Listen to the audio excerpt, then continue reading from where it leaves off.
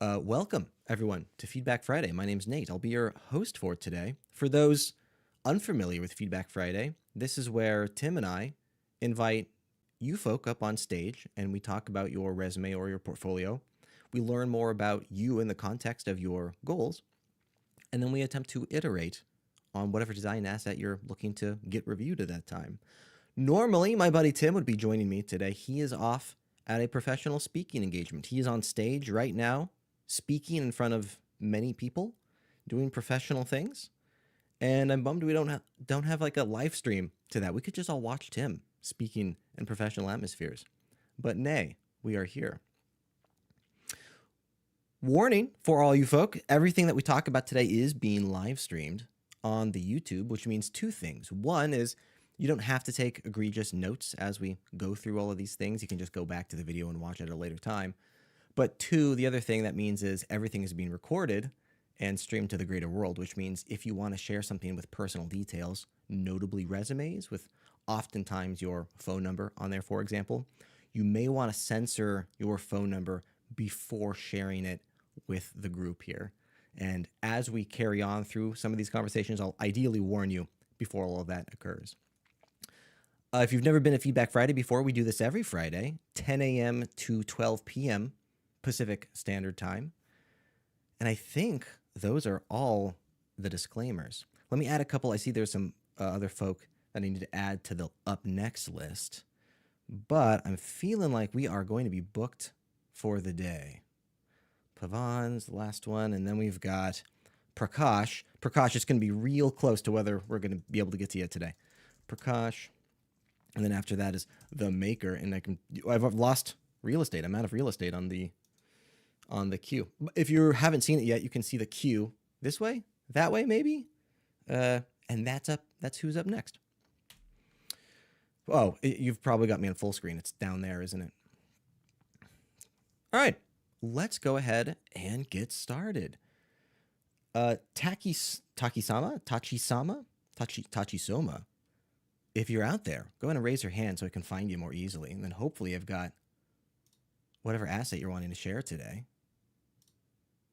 already up there.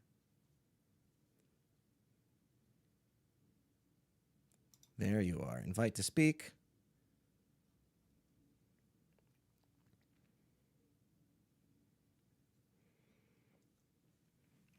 Tachisoma, you're on stage. You're currently muted. Hello. Hey. Can you hear me now? Yeah, sure can. How are you? Awesome. How you doing, man? Doing well. Appreciate you being here. Thank you. So I've got a bit of a hard stop in 45 minutes, so I'm gonna make it really super quick. Thank you for reviewing my portfolio. I've been staring at it for about 2.5 months, and I'm getting sick and tired of it. Um, for context, my contract ended last summer, and I haven't had a PTO in 4 years, so I took 4 months off and just tried to take it easy. But really, I was thinking my portfolio the whole time, and so I got off of WordPress and I got into Framer um, just before, yeah, just before Christmas last year. So this is now a Framer website instead of a WordPress website. Very cool. I made a very similar transition at very similar times. I just graduated. I'd been on WordPress for like 13 years, a long time, and I finally Likewise. graduated. Yeah. So as I said, I could use a little bit of a perspective because it feels like it's never really 100% there. There's always something to be done, and so I think I'm getting a little bit lost in the weeds of like what do I need to focus on. As you can see, I start with a value prop straight away because I'm thinking my first audience would be the recruiter personnel, HR or acquisition, and then secondary would be the actual hiring manager. Um, I I sound like I don't have a job, but I did fall back to my previous position of a cybersecurity company, so I'm actually gainfully employed again. But really, I kind of want to continue my career path in healthcare. And so that's what the value prop is talking about. It starts with the cybersecurity awards and then goes into healthcare. And then I think I omitted the previous 6 years prior to my healthcare and cybersecurity career, which was advertising, digital advertising in New York City.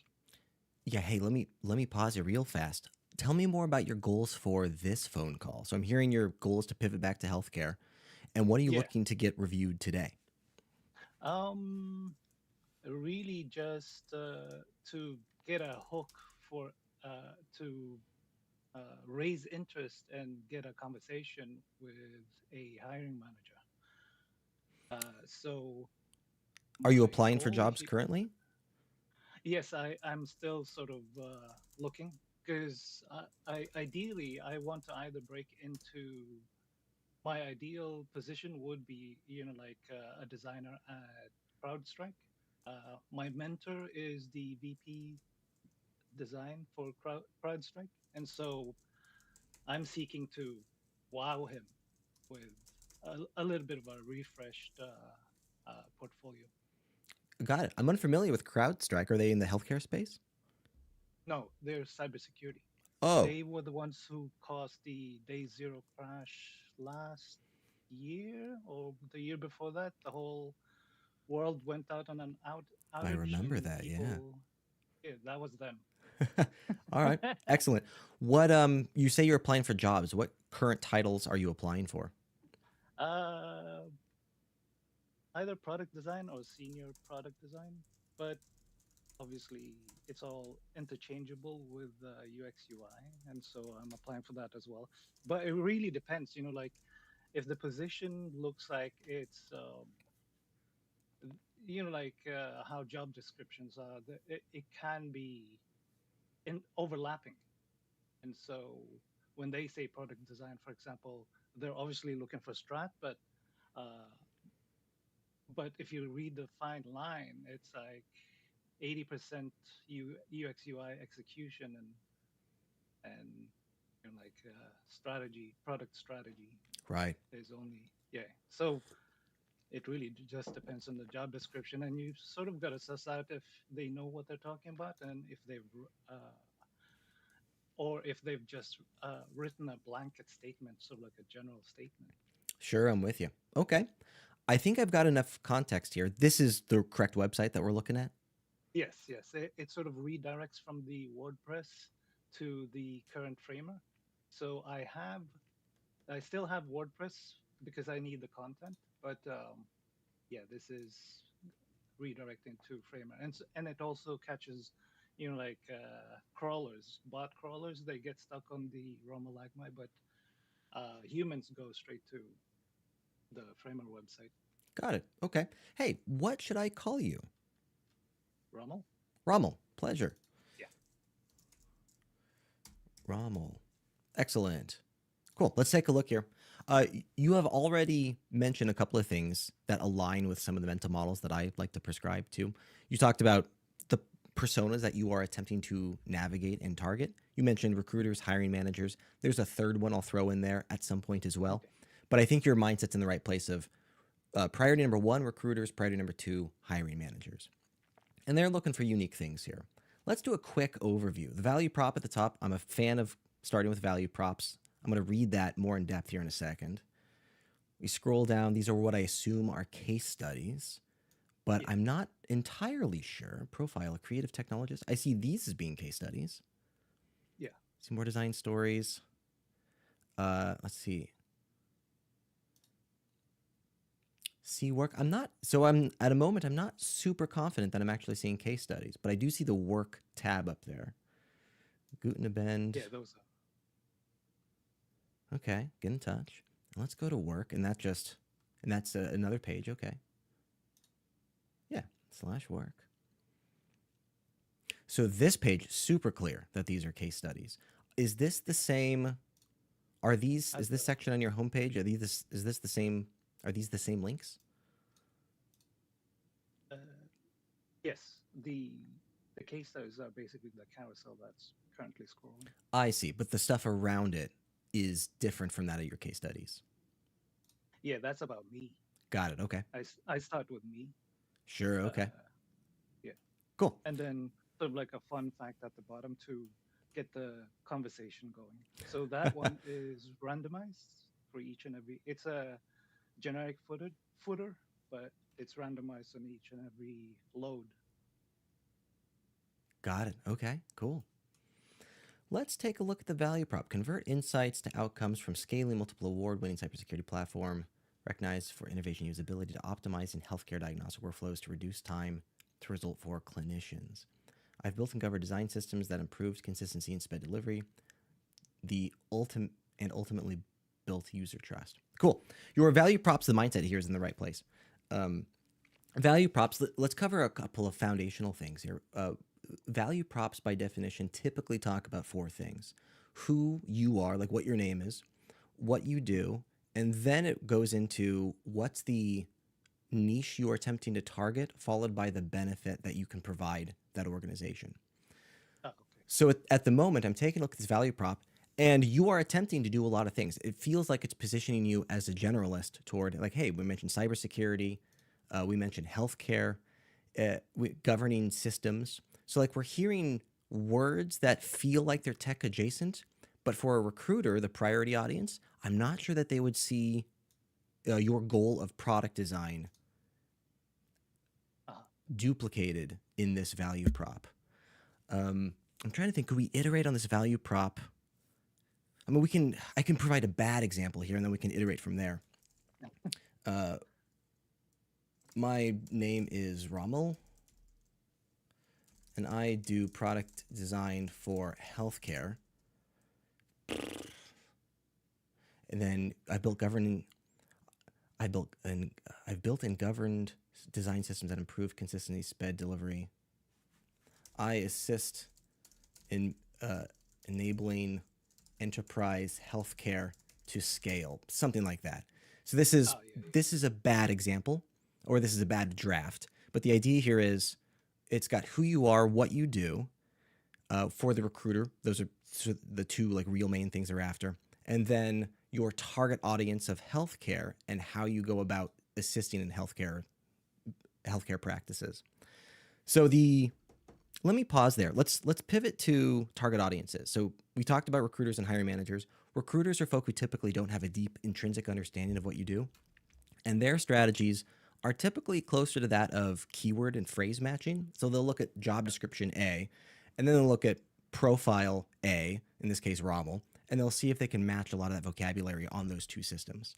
So in your case, we would want to attempt to mimic the language to that of the job descriptions. And the current value prop, while very cool, just simply isn't reminiscent enough to that of the job descriptions the recruiters are likely reading, which is why I'm wanting to pivot it more toward the target that you're after.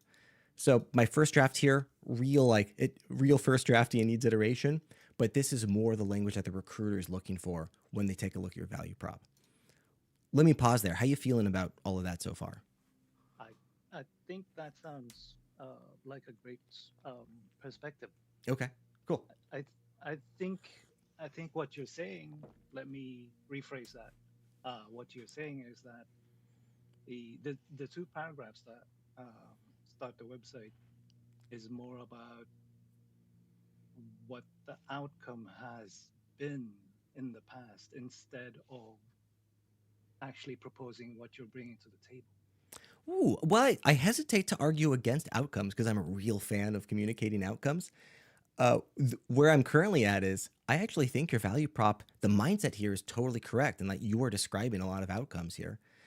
The friction that I'm trying to resolve is the outcomes just aren't relevant enough to your current goals of getting hired in healthcare.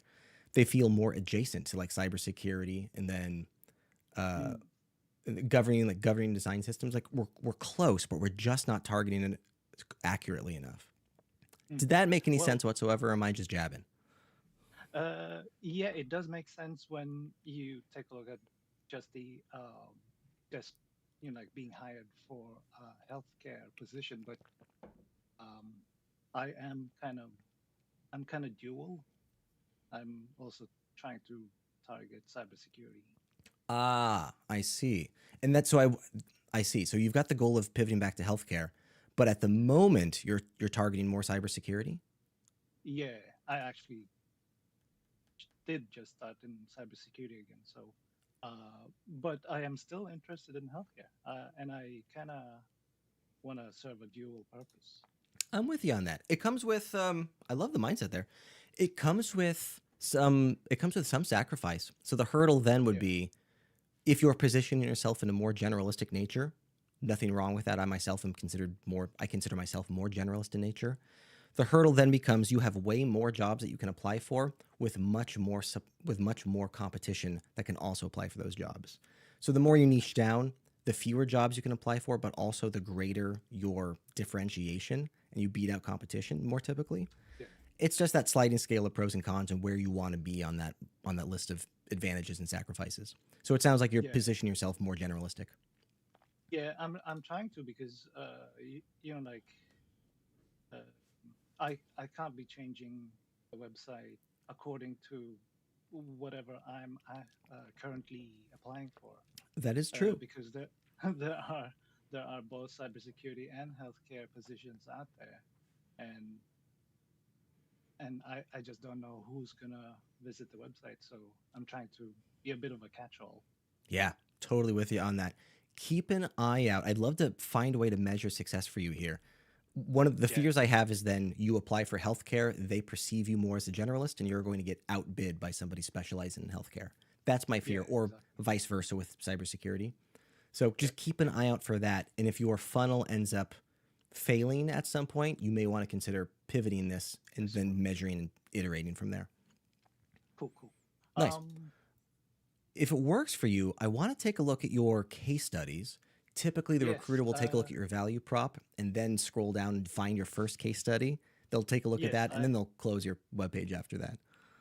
I wanted to actually pivot into that.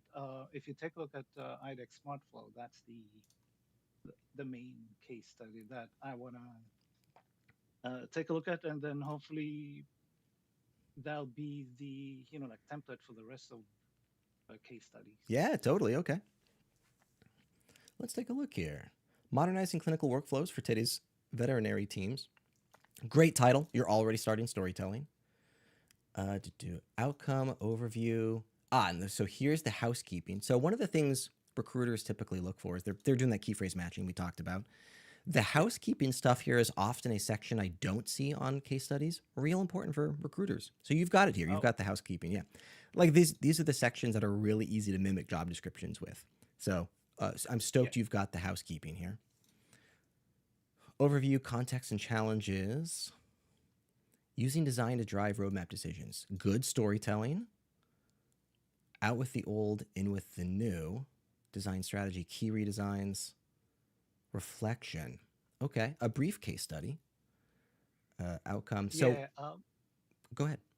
So sorry, if you scroll all the way down, so I'm kind of, I wouldn't say 100%. So if you see next steps, these are just for me. So I was thinking, Ah, okay, it is a little bit short. What do I add next? Do I showcase a feature for the app itself, like a CRI fluid calculator? Do I showcase a little bit more of the design system, or do I showcase a little bit of AI process and how I streamline that with the decision making and design? yeah, yeah. So Sort of like a let's. note for myself. I'm with you. So I'm hearing that you are currently in the middle of working on this and will continue to Yeah, iterate. Is what I'm hearing. yeah. Cool. Uh, I've got a couple of things I want to talk about. I'm trying to figure out where's the best place to start the conversation. So we've got the two primary audiences: recruiter, hiring manager. The recruiter will come to your case study. They will skim through your case study. They're not going to read a whole lot of it. And then they'll close the site and they'll put you on the left pile or the right pile. They are done with their validation. For recruiters' needs, I think you've done a lot of the right things. You've got the value prop. We've talked about the pros and cons of that one.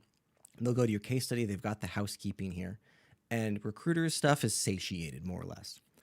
Yeah. Hiring manager, they'll care less about your homepage. they'll look at your value prop as well, but their main mission is to take a look at your case study, and they care way more about how you go about parsing business problems, how you break them down into smaller pieces, what's your process for negotiating difficulties and friction points, and how do you go about resolving toward particular outcomes. So, in regard to the hiring manager's needs, you're doing a lot of things correctly already. I love that you're talking about outcomes, and that already is positioning you more toward a senior level direction. The entry level folk don't yet get to outcomes quickly. Yeah. Hiring folk are looking to answer three questions. What's the problem you're trying to solve? How did you go about solving that problem? And then how did you validate success that the problem was in fact solved? The reason I'm mentioning this is as I scroll through your case study, I think I'm seeing a lot of assets dedicated to the output of the thing that you're making, which is phenomenal, except that the hiring managers, and myself included, we genuinely don't care that much about the actual output. It's far more interesting to read about your process and how you went about solving the business problems. That's why people hire you, Right. not for whatever this product is, right? Right. So Right. as I'm scrolling through this, I think the big section that's missing for me is some more process documentation regarding like so we've got context and challenges, and then we've got using design to drive roadmap decisions, and this is good so far. But now we've got what appears to be like the redesign, and I have no idea how you got here, and I'd love to learn more about your decision making.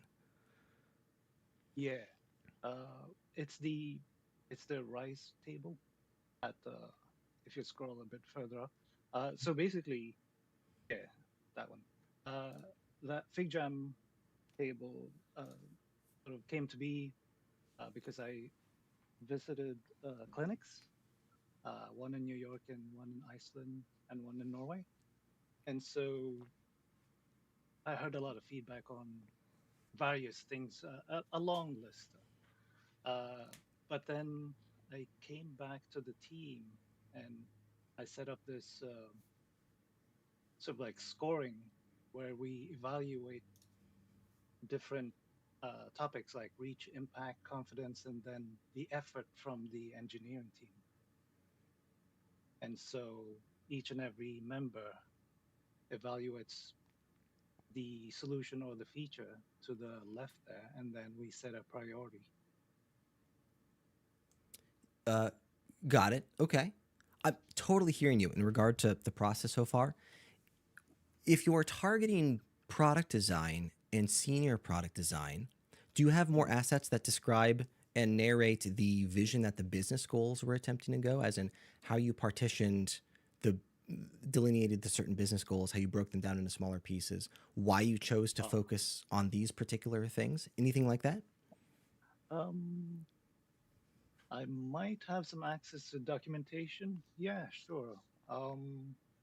Yeah, that could be a good that could be a good continuation.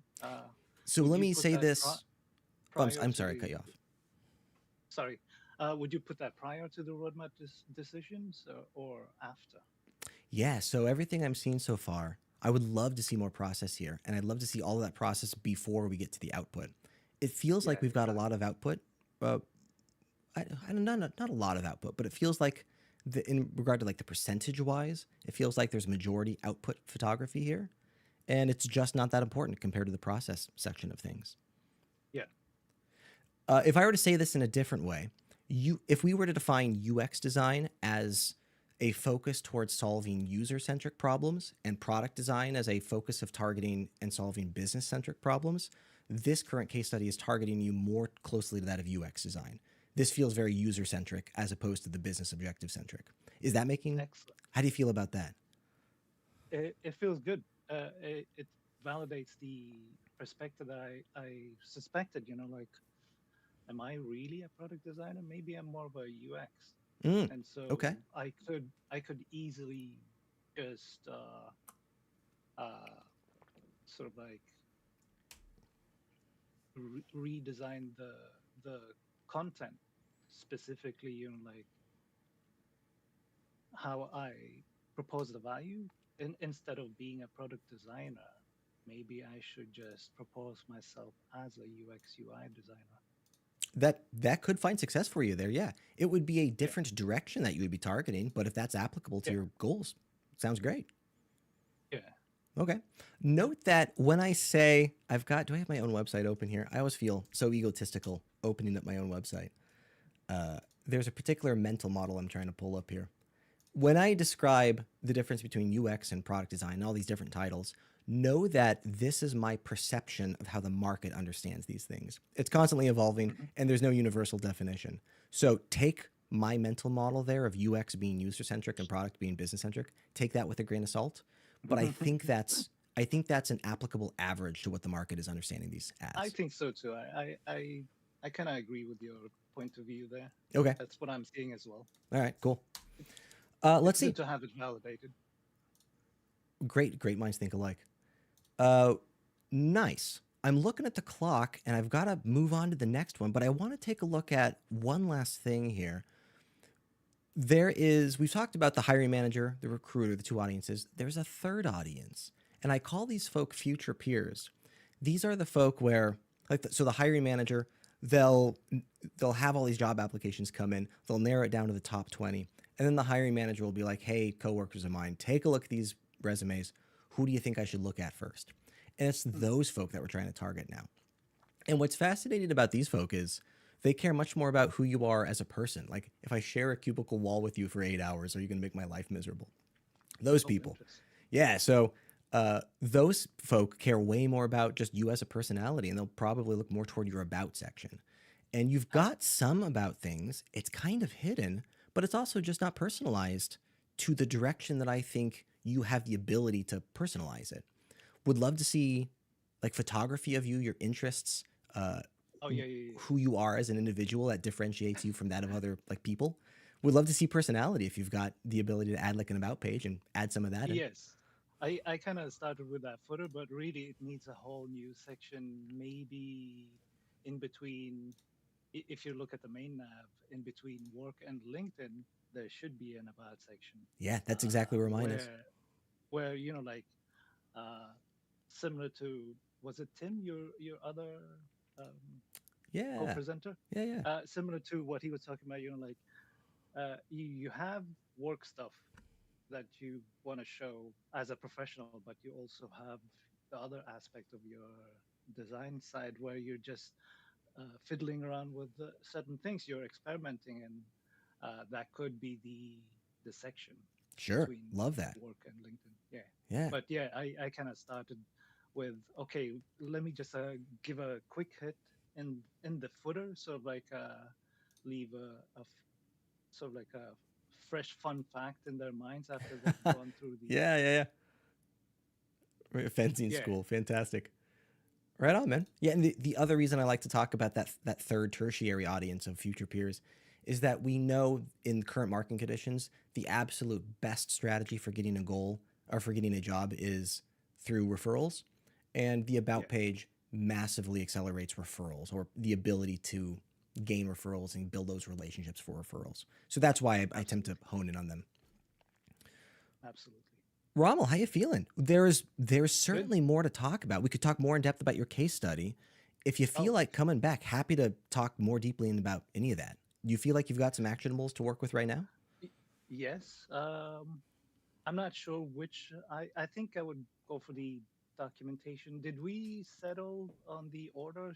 Should I try and grab some documentations wherever I can and put it before the rice table, or was it after the rice table? It de- Certainly before the execution. yeah, the classic answer is depends. It depends on the story that you're wanting to tell. So Mm. typically, business goals and business processes would occur before user processes. So take that for what it is. But Mm. I'm also hearing that you may potentially want to better position yourself toward UX, in which case the business goals like very cool to have, but maybe a distraction then from targeting user Yeah. centric goals. So Yeah. Exactly. yeah, yeah, typically they'd appear above, but now it's up to you of like how you want to tell that story and narrate a lot of that processing. If it's a business goal, I feel like maybe it's a little bit further up towards, like discovery and challenges. Uh, Yeah, I would agree. yeah, context and challenges. Just I think right after the role timeline and team, and then before the context and challenges, so that you set a stage for here's the business goal. It's like more of an overview, and then the actual contextual user challenges. Yeah. Rommel, appreciate the time. Appreciate you hanging out with me and being willing to Likewise, be first on the list. thank you. Thank you for the perspective. I just, like when you stare at things, you kind of go a little bit crazy, and you want to take a step back, and it's not always easy to get a hold of friends and or colleagues that have a similar sort of mindset. And so I think this is a better, it's much more impartial.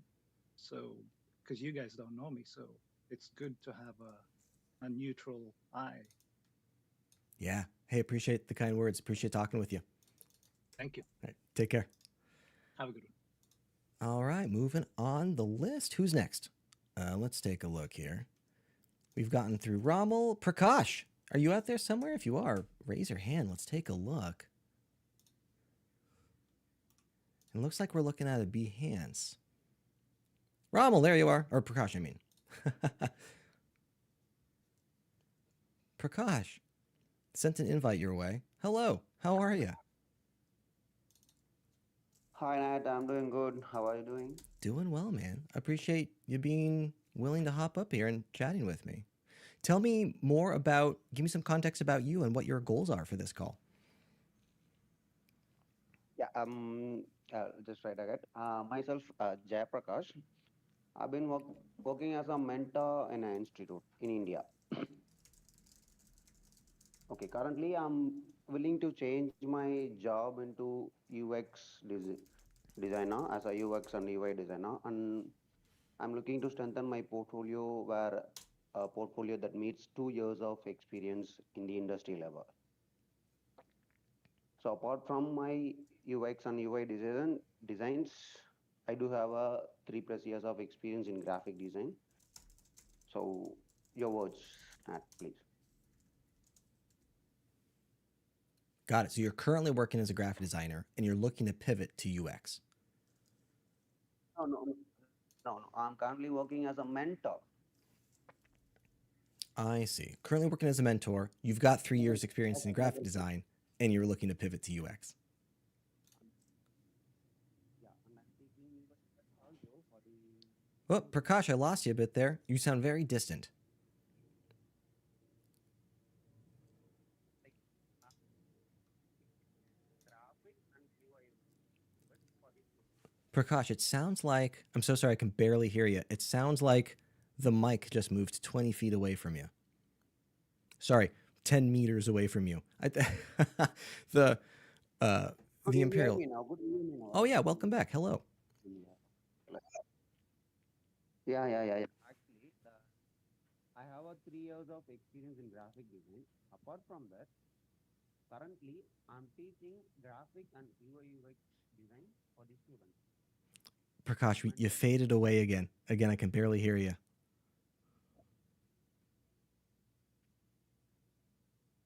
About now, can you? That sounds better. Yeah. Actually, I'm mentoring students on graphic and UI UX designs. Got it. All right, great.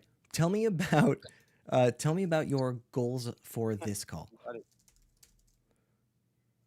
Actually, I want to pivot myself into UX designer as a UX designer. That like I'm keen on to solve the problems and the design, the decisions that I tend to make.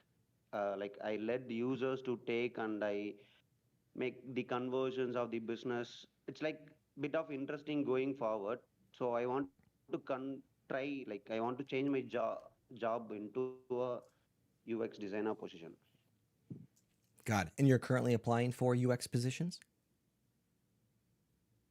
Yeah. I don't have any experience on UX positions, but I do want to place myself in a 2 years of experienced candidate so that I I don't have to go down on my career objective also. So I just want my portfolio to be reviewed here.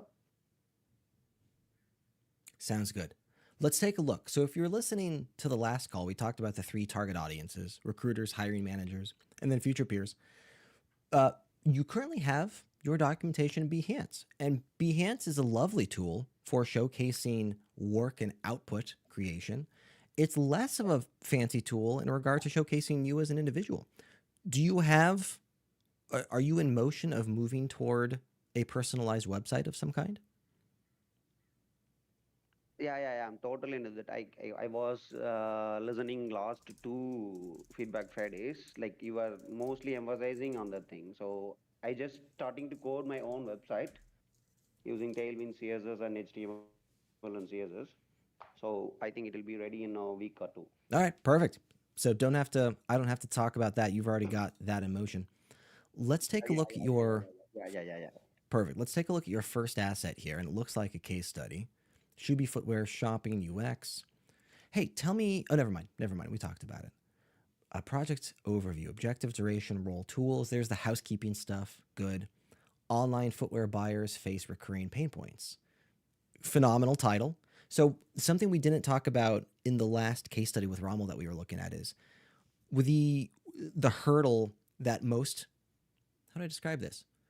No one's reading your entire case study. What they'll do is they'll go to your case study number one. They'll skim through it. They will sometimes find a section that they want to read, and then they'll pause there and read that. But then they'll go back to skimming afterward. So then the quandary becomes: how do we build case studies that are consumable to that of skimmers who aren't reading the in-depth copy that you've written? And that's where titling comes into play. So theoretically, a good barometer for validating success here is that if we were to remove all of your copy and only focus on your titles, theoretically one will still understand the story that you're trying to tell. And you've started strong with online footwear buyers face reoccurring pain points. I think you're doing great there. So then we've got research phase, focus on potential buyers only. So this is research phase feels more like a bullet point. Empathy mapping user persona is very bullet. Insights and synthesis, still very bullet. So what I'm thinking now is, instead of saying research phase, I would love to see potentially the let's replace this title with like the outcome that you've learned during this research. I'm curious if there's a way we can summarize your findings here and create a title out of that. I think there's a key takeaway at the end. Maybe go skim through it. Well, I'm looking for a key takeaway of just the research section. Okay. Survey summary. Mm.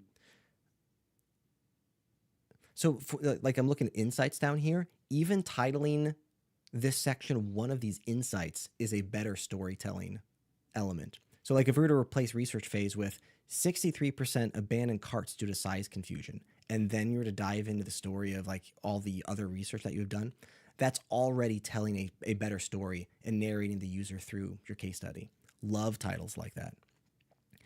Another common trick we can do with titles is to just grab the first sentence of your story. But overall, I'm seeing this case study is very bullet point oriented. The friction point there being it's less capturing, it's less narrating a story that you're attempting to tell, and it's just much more factual. It's just less engaging in that fashion. Okay, well, here's something. Let's see. Mapping the real world shoe buying journey. To design a user flow that genuinely reflects how people shop for shoes, the process began by analyzing. So you've got story down here, card sorting, and this is high process stuff. What was before this? Insights synthesis. Okay. User flow design system. Man, well, you've got, Prakash, you've got all of the things I'm looking for. I just don't know that I understand the narrative that you're describing here. Mapping the real world shoe buying experience.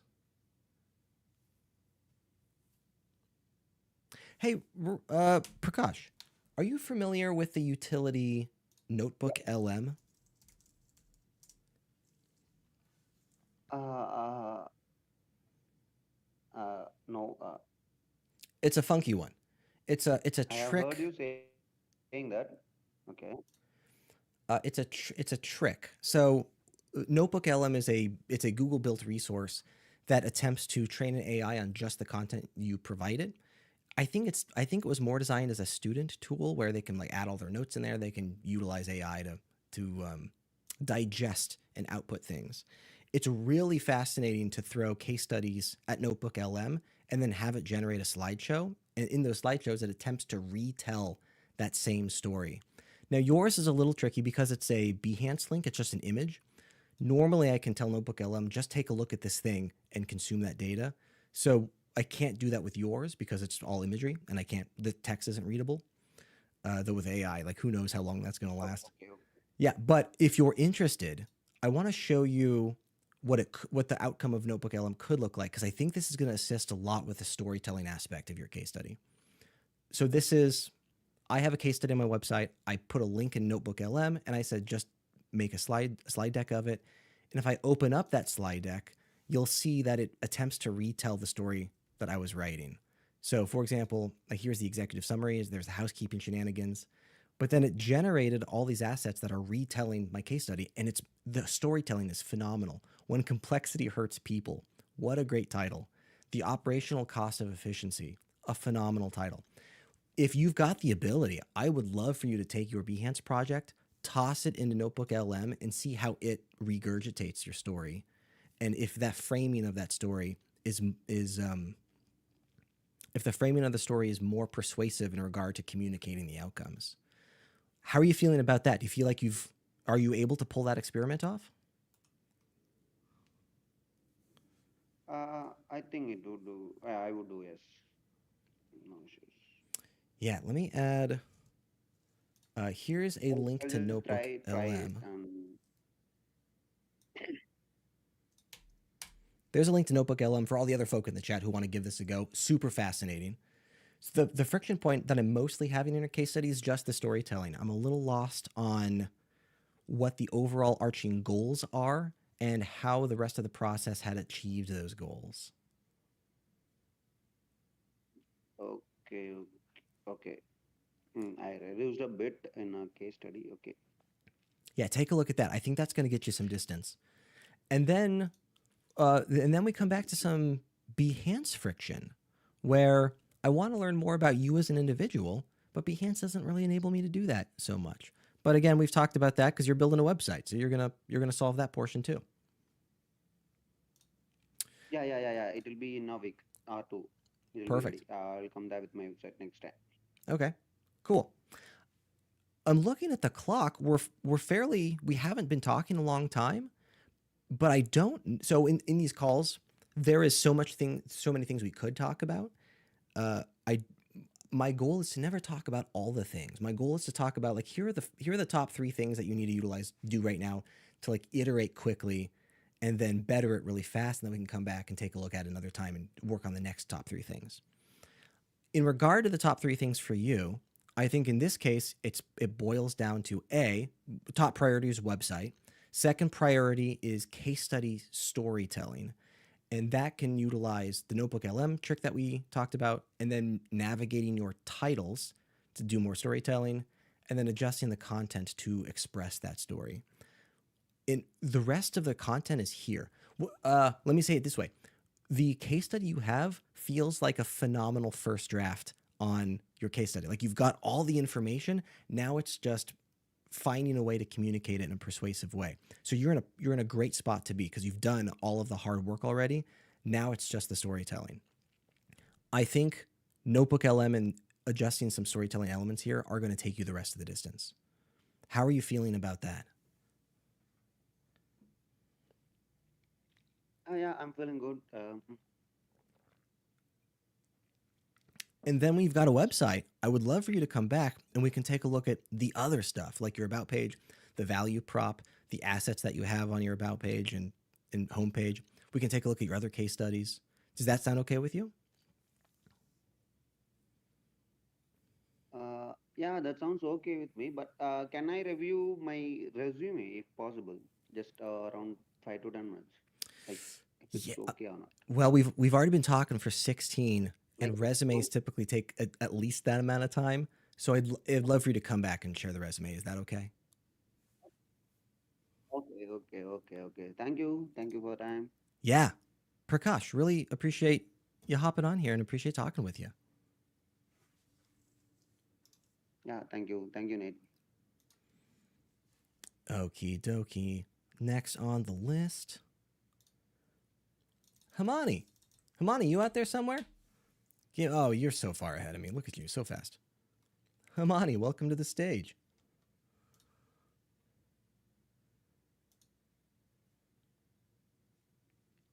Hi there, Nate. Hey. Thank you so much. I just have one quick thing to say that Jazzy, who's next to me, he already DM'd me asking if he can go first because he has hard time, hard stop in 15 minutes, and I was like, okay, no worries. Very sweet of you. So yeah, I'm okay to go next, which is sad, but I'm okay. I understand. Hamani, we'll talk here very briefly. Jazzy, if you're out there, go ahead and raise your hand, and we can start a little bit early.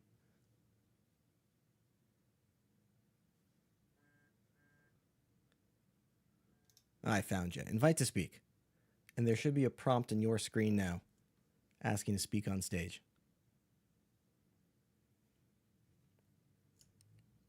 Jazzy, hello. Jazzy, we can't currently hear you if you're talking.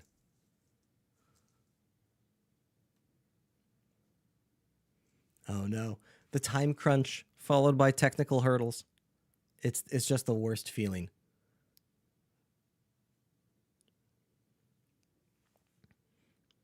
F's in the chat for Jazzy.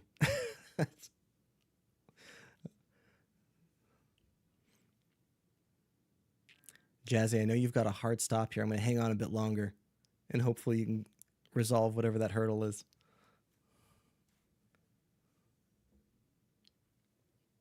Yeah, no worries, Jazzy. Totally understand the friction.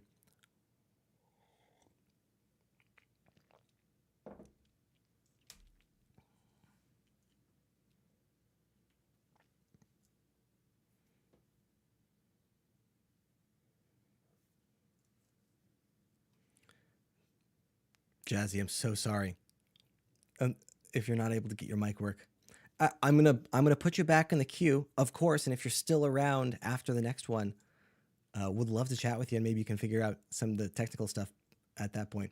Hey, if you're really in a crunch with getting this resolved, feel free to direct message me, and we can figure out a time external to that Feedback Friday if that works for you.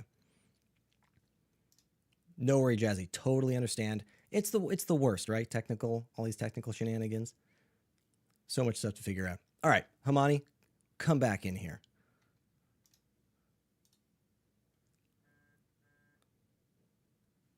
Hamani, welcome back. Hi, thank you. Yeah. Hey, look at you taking All the right. high road though, and we still get a chat. Yeah, I appreciate it. Anyway, I'm not gonna take a long time. I know you. We have been here. Like I've been here. I have been able to review earlier, maybe a few months ago, and I got a lot of feedback from you and Tim, especially. And I designed the portfolio using UX Folio, which was having a lot of glitches when Tim actually reviewed on his Dia browser. But anyway, so I've now designed it in Framer.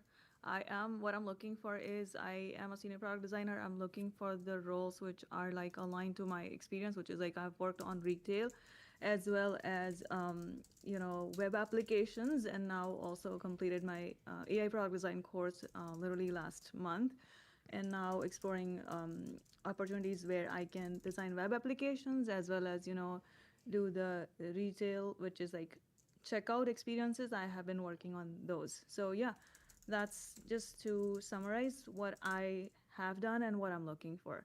Let me know if you have any more questions before we move forward, and I'm all set. Yeah, sounds good. You're describing all kinds of fun things here. This is kind of fun. I vaguely remember the UX portfolio site, and I remember it being somewhat of a struggle. And I think Mia said it right in the chat with like, this is a real major glow up from the previous site that you had. Oh yeah, I have been able to talk to her as well. Yeah, thank you, Mia. Tell me, what's your goal for today's call?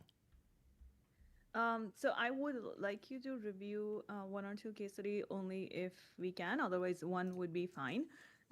So the first one is AI powered blind visualizer, which I actually did it as my project, AI course project. And the next one, not the next one. So I put it in last, but I want to bump it up. This is the one that I would want you to review, which is like driving cost efficiency, and that's the web application. So majority of my experience is around that. So if we can review that, which is the timeline, 12 weeks driving cost efficiency. So I would want to get your feedback that if I am able to, tell a story and put the things in the right way, Yeah. and how would I be able to present? So this is obviously the portfolio, but when I'll be interviewing, right?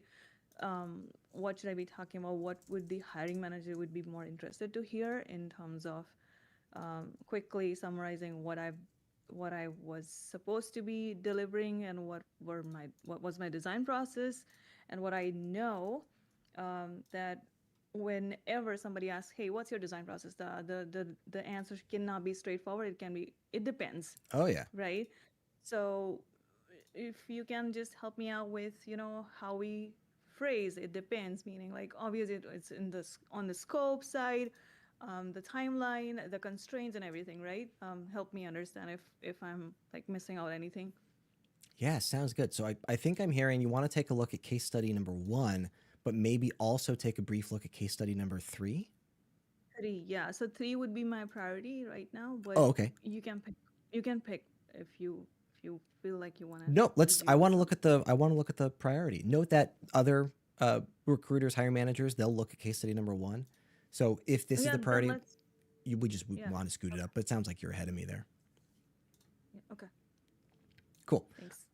Yeah, driving cost efficiency, system ownership, and scalable growth. Cool. Yeah, and that's a Mm-hmm. solid title. Mm-hmm.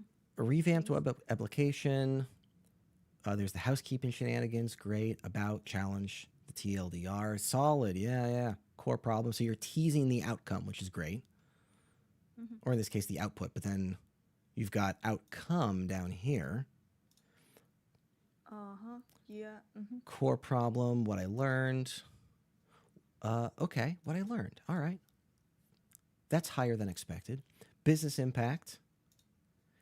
Oh, is this all outcome? Business impact. So Design the approach. business. Yeah, you're right. Yeah, actually, I just like put it on the more. You're not teasing the How would I? outcome. You're just starting with it. It's all outcome. Mm-hmm. Okay. Design approach. Design trade-offs. Cool with you word. Cool use of the word trade-off. Did you say? Yeah, you said senior product designer. Cool. Trade-off is often Mm-hmm. when case studies describe and diagnose the advantages and sacrifices of their decision making. Those are typically found in senior level case studies. Mm-hmm. Old customer details page. Customer detail new look. Okay, so we're getting Yeah, I was to revamp yeah, we're getting revamp to of output a. fairly quickly. Okay. Versions of UI design mockup. Lots of output. Yeah, I think I may not have put the outcome at the last. It was like over here only, like above the design approach. That's the outcome, which I have actually shared, or the impact. Do Yeah. you mean outcome meaning something else? Sorry if I'm No, not you're fine. aligned. But Oh, outcome is the abstract word for what are the benefits and the results of the project at play. So like business impact would be a flavor of outcome, but also behavior change could also be a flavor of outcome, for example. okay, I get it. But then if I have to speak to that, I unfortunately haven't been able to test with actual or the real users. If it's just, like service based company, so everything is like ship fast, deliver fast, build fast. So yeah, you know what I mean? Like Oh yeah. we just have to adhere to what the stakeholders are saying and the client. So no real users, sadly. No, So that's a friction point that's resolvable. Stakeholder mm, is an interesting word here. So let me start with a couple things here. So the case study is awesome. You've got a lot of great stuff going on here. In regard to the mindset of what information do you need to display in your case study, you've got basically mhm, all of the things. First question is what's the problem you're trying to solve? There's the challenge. You've got that. Second question is, how did you go about solving that problem? I think this is probably the area that has the most opportunity for expansion. And it looks like we Okay. start answering that question here. Like design approach and design trade-offs. We finally get to the process that you're utilizing to solve the problem. But it's high level. Yeah. And then we go old customer details page, and now we're right in the output. Let me pull up, let's see here. Here's this one. This is a real like clickbaity title of job winning case study, blah, blah, blah. I'm not so sold on this being a job winning case study, but this is a format that I would probably more be looking into in regard to the case study storytelling aspect. So the outcome at the top, you've got the hurdle then being it's a large, so the outcome at the top, you'd want to tease it. And then we can also include the outcome way and go into more depth of the outcome down the page. Like when I saw you have a TLDR section here, I thought this paragraph was just you teasing the entire outcome, and then we would dive more into the process. Instead, what I'm realizing is this is the section that I would expect at the very bottom of your case study, and it's just weirdly placed. I just didn't expect it this high up. Okay. I feel that. I mean, like, I was trying to make it more, like scannable. I don't know if that's the right way to explain, but I get it. Totally. Yeah, TLDR means that you don't want to now read the whole thing, but I just want to get the gist of it, right? Too long, didn't read. Yeah. Yeah, which is a really awesome problem to have because the solution is just rearranging. You don't even have to do a lot of work there. That's great. So yeah, I think if you want to, I would put this entire Slap the section. Little bottom. Yeah, I put the section at the bottom for the outcome section, and then make a genuine TLDR of like, here are 2 sentences on the impact that I had, and then include these metrics in that little like 2-second or like below that 2-sentence impact section. And then we'd want to dive into the process. So this also needs to move at the bottom, the numbers. You should have the numbers twice. The numbers are so cool. They're so impactful. You'd want to tease the numbers at the very top and then also include them in the impact section at the bottom. Okay. What I learned should be below that as well. So then we would start, and then business impact would be down there as well. And then we would start the case study with, the framing of the context, this section about challenge, and then from there we'd go into typically a process portion of some kind. And for you, that looks like design approach. Now, this is the section that I'm looking for more enhancements on. So you're going for senior product, and you mentioned the word stakeholders. Senior product designer, that's got a fairly aggressive prioritization of business constraints, business communication, and man, I'm struggling with the word there, but the negotiation about how one resolves business problems and breaks them down into smaller pieces. If you're applying for a senior level product designer, I want to know about how you do that stuff.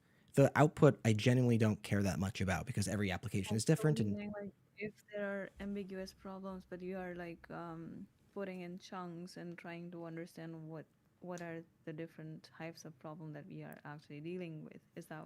Yeah, if I were to say that in a different way, I would say if I were hiring Himani as a product designer, is your name Himani, by the way? Yes, that is correct. Perfect. If I were hiring Himani as a product designer, what would it be like working with Himani? What would be if I were the junior level underneath Himani, watching your flow of how you work? I want to see what that flow looks like. And every case study is going to have a different flow. So it's like, hey, here's the story of the flow that I use for solving this particular business problem. And that's, I think, the portion that has the most area of opportunity here.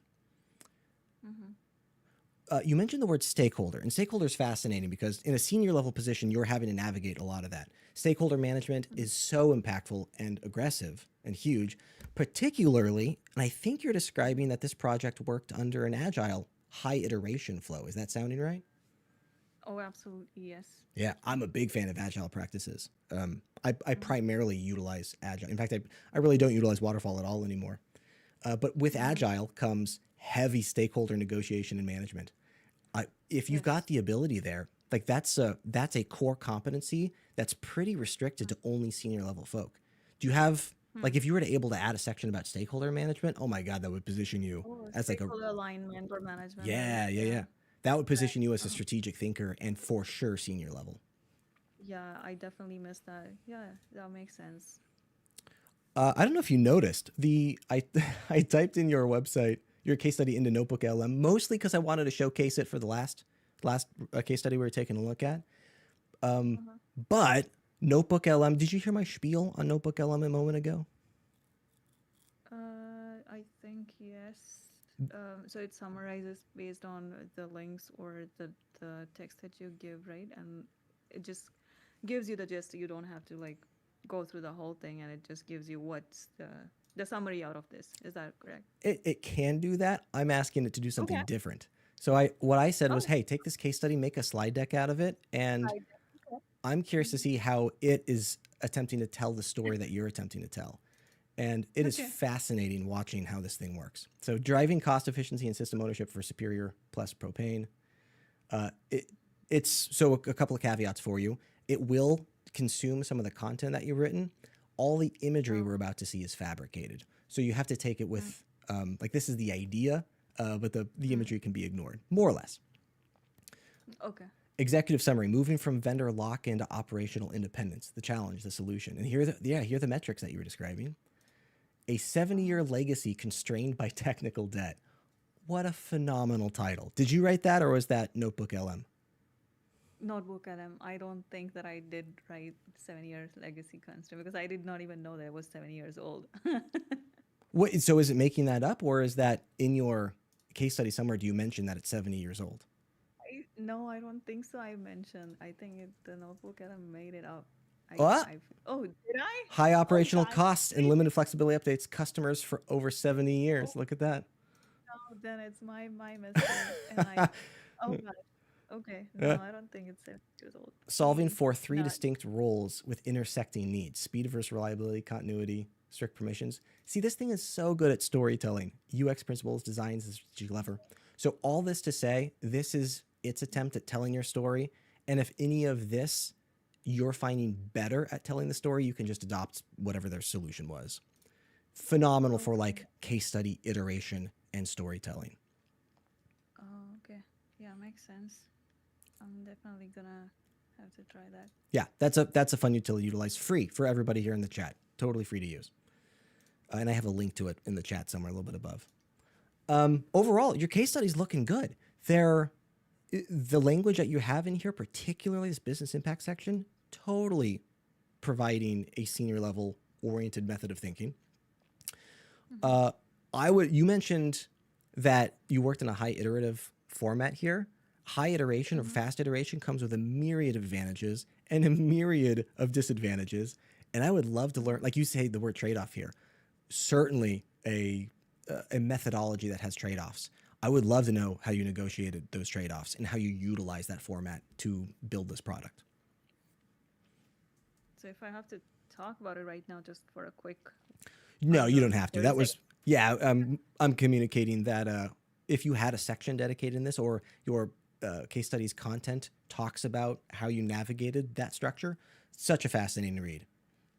Yeah, I mean, like I'm asking if you can give me an example. For example, that Oh, we have to like communicate with the developers or the engineers, always making sure that if this is a constraint, then we just cannot be too creative in terms of because they are also tight on the deadline based on what we design, and they are like, oh well, I have like 5 developers in money. I don't think so that by the end of this week this will be ready. So I would rather give you an option which is pretty easy, and give me something which can be done like literally tomorrow. And I do not want to spend my time or the other developers' time on this one because we have other projects to focus on. So everything you described there is real high level, phenomenal senior product level thinking of how you prioritize and focus on how to solve business problems. That story is exactly what I'm looking for in your case study. And I imagine as you tell that story, it's going to sound something like, hi, my name's Himani. I worked on this particular product design process for the last 2 weeks. However, based on budgetary constraints and timeline constraints, we couldn't foresee and build all of the features and outcomes that we were looking to tackle. Therefore, we had to prioritize down to the top 5 things. And this is the reasoning and negotiation that I went through in figuring out what were the top priorities for us to tackle to achieve the most value for the least amount of effort and financial use. That something like that. Right. That story and that processing, so cool to read. Okay, makes total sense. Thank you.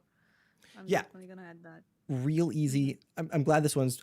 It's all recorded, so you can come back and listen to all of that again. But all of that is very easy to say on paper, and then telling the story ends up being the hard part. So I wish you luck. Notebook LM will assist with that somewhat, but that's Now it's up to like the creative storytelling process, which is my weakest area. Yeah, I think I also struggle a lot. Storytelling's hard, man. I know you wanted to look at case study, and I'm looking at the clock, but Yeah. I wanted to also look very briefly at the first one here. And I think you were describing that this one is a conceptual problem. Is that correct? Yes. So if I'll summarize quickly, it's like a Hypotheses. Select Blinds website that I've worked with earlier for their checkout enhancement. And then now, as part of my AI project, I wanted to do something which is like never done. So I've added a feature on Select Blinds website. Obviously, it's all simulation.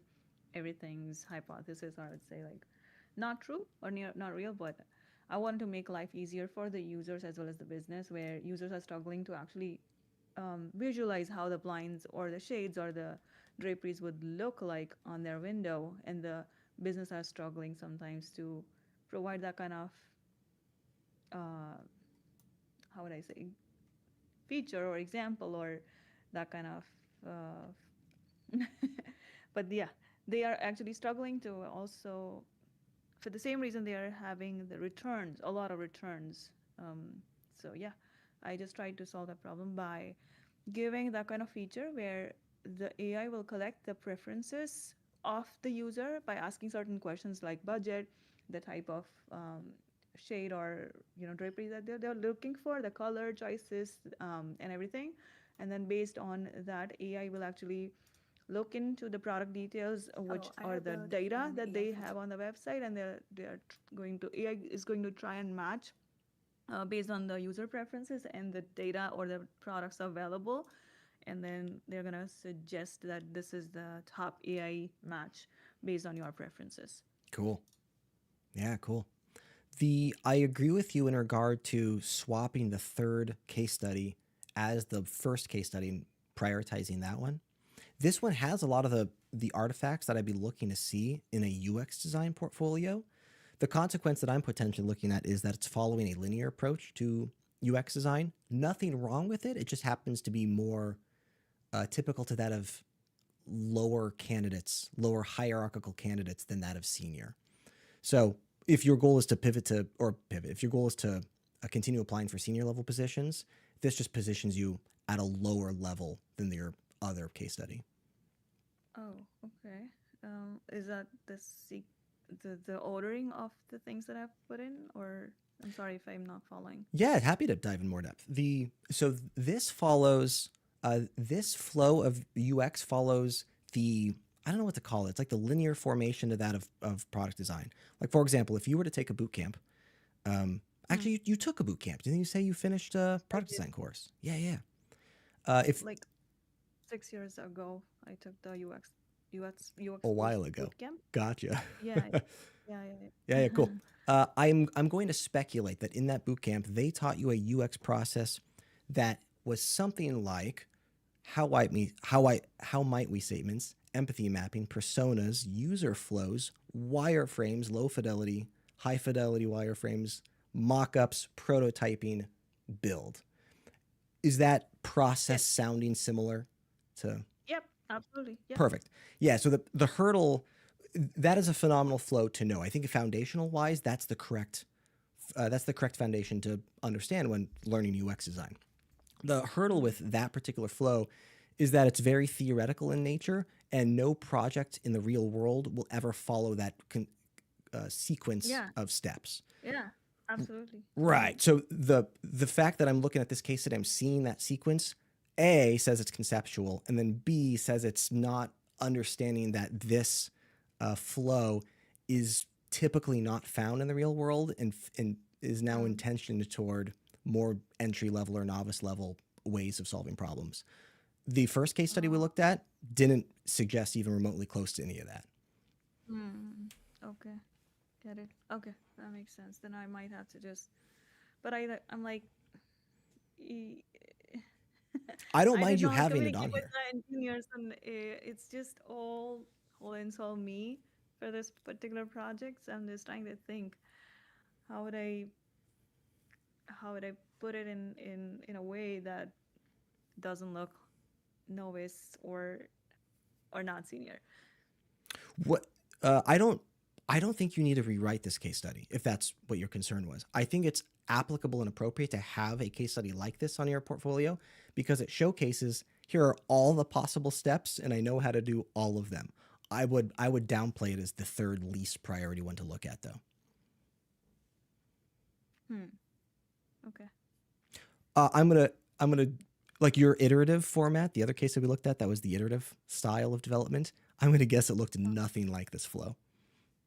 Oh yeah, but it was iterative. Honestly, it was like so much time I've spent like prompting, and then that's how I came across to whatever like the final outputs or final mock-ups that I have been able to. Oh my God, that was so much back and forth prompting, and like, yeah, it was messing up with what I wanted it to look like. Sometimes it was doing good job too. I might just not say that it was just the worst, but yeah, I had to ask it back and forth to not do something or to do something. I believe Oh, it. well, Sounds like fun. did you? How did you go to that link? I don't know. Oh, Did you I, see I that? found a select blinds link on the top of your case study. And then did it go to the different link? Did you see that when you click on it? Where did it go? I think it went to see superior propane. So I have to fix that. Oh, See, I'm that's the glad you wrong caught it. link. I didn't catch it. Yeah. I'm like, why did it go to superior propane? Anyway, Was that thank you so another? much for it. I Yeah. want to like spend a lot of time, but genuinely appreciate it a lot, and I loved our conversation. I wish I could go more, but I know there are a lot of people behind me, so but I loved it. Thank you so much Yeah, for all of appreciate your feedback. appreciate you being willing to chat with me. I'm also an ADP list, so if you were looking for a longer, more in depth call, happy to feel free to reach out and we can do more one-on-one sessions. Oh yes, absolutely, Nate. Thank you. Cool. I am too on the ADP list, so that will be fun. Excellent. Thank you so Yeah. much. All right. Appreciate talking with you. Yeah, no problem. Let's Thanks so much. next on the list. Let's take a look here, and we've got. Oh, Jazzy, you still out there? Are you gone? Did you have to go off to your thing?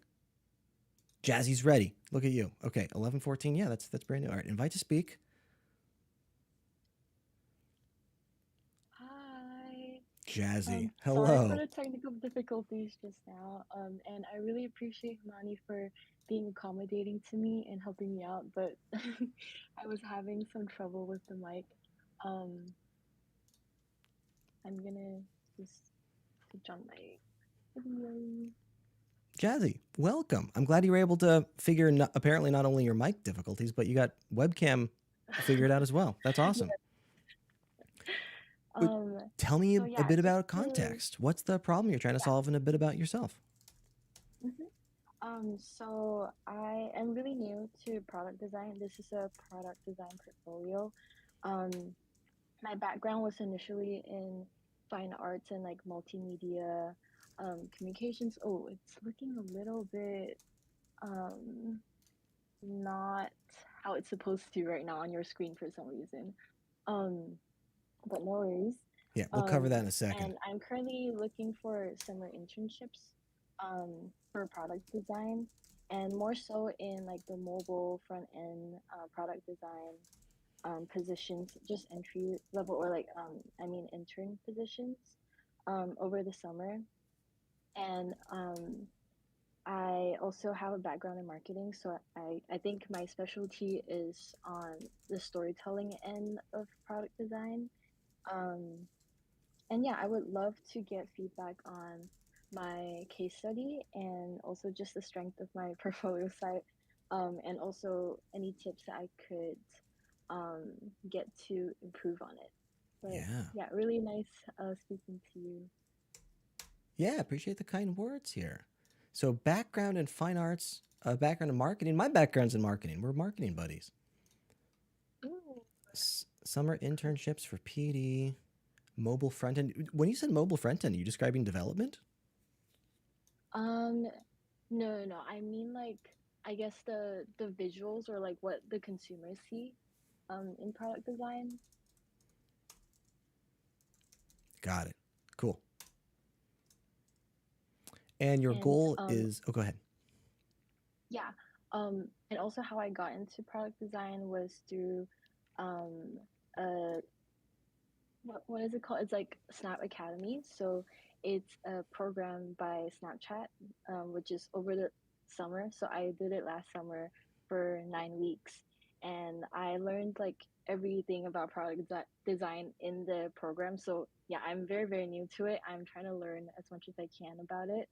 Um, and that's why like my niche right now is mostly just mobile um, product design, but yeah, I would love to also learn more about other. Cool. Okay. And then your goal is like, are you applying for jobs right now? Yeah, I'm applying for summer internships. I've heard back from like two, but still waiting on like callbacks from the company. I think it's taking a while. Got it. Yeah, the market right now, have people already talked with you about the current market of product design? I heard it's really bad. It's real um, questionable. is it because of the rise of AI or?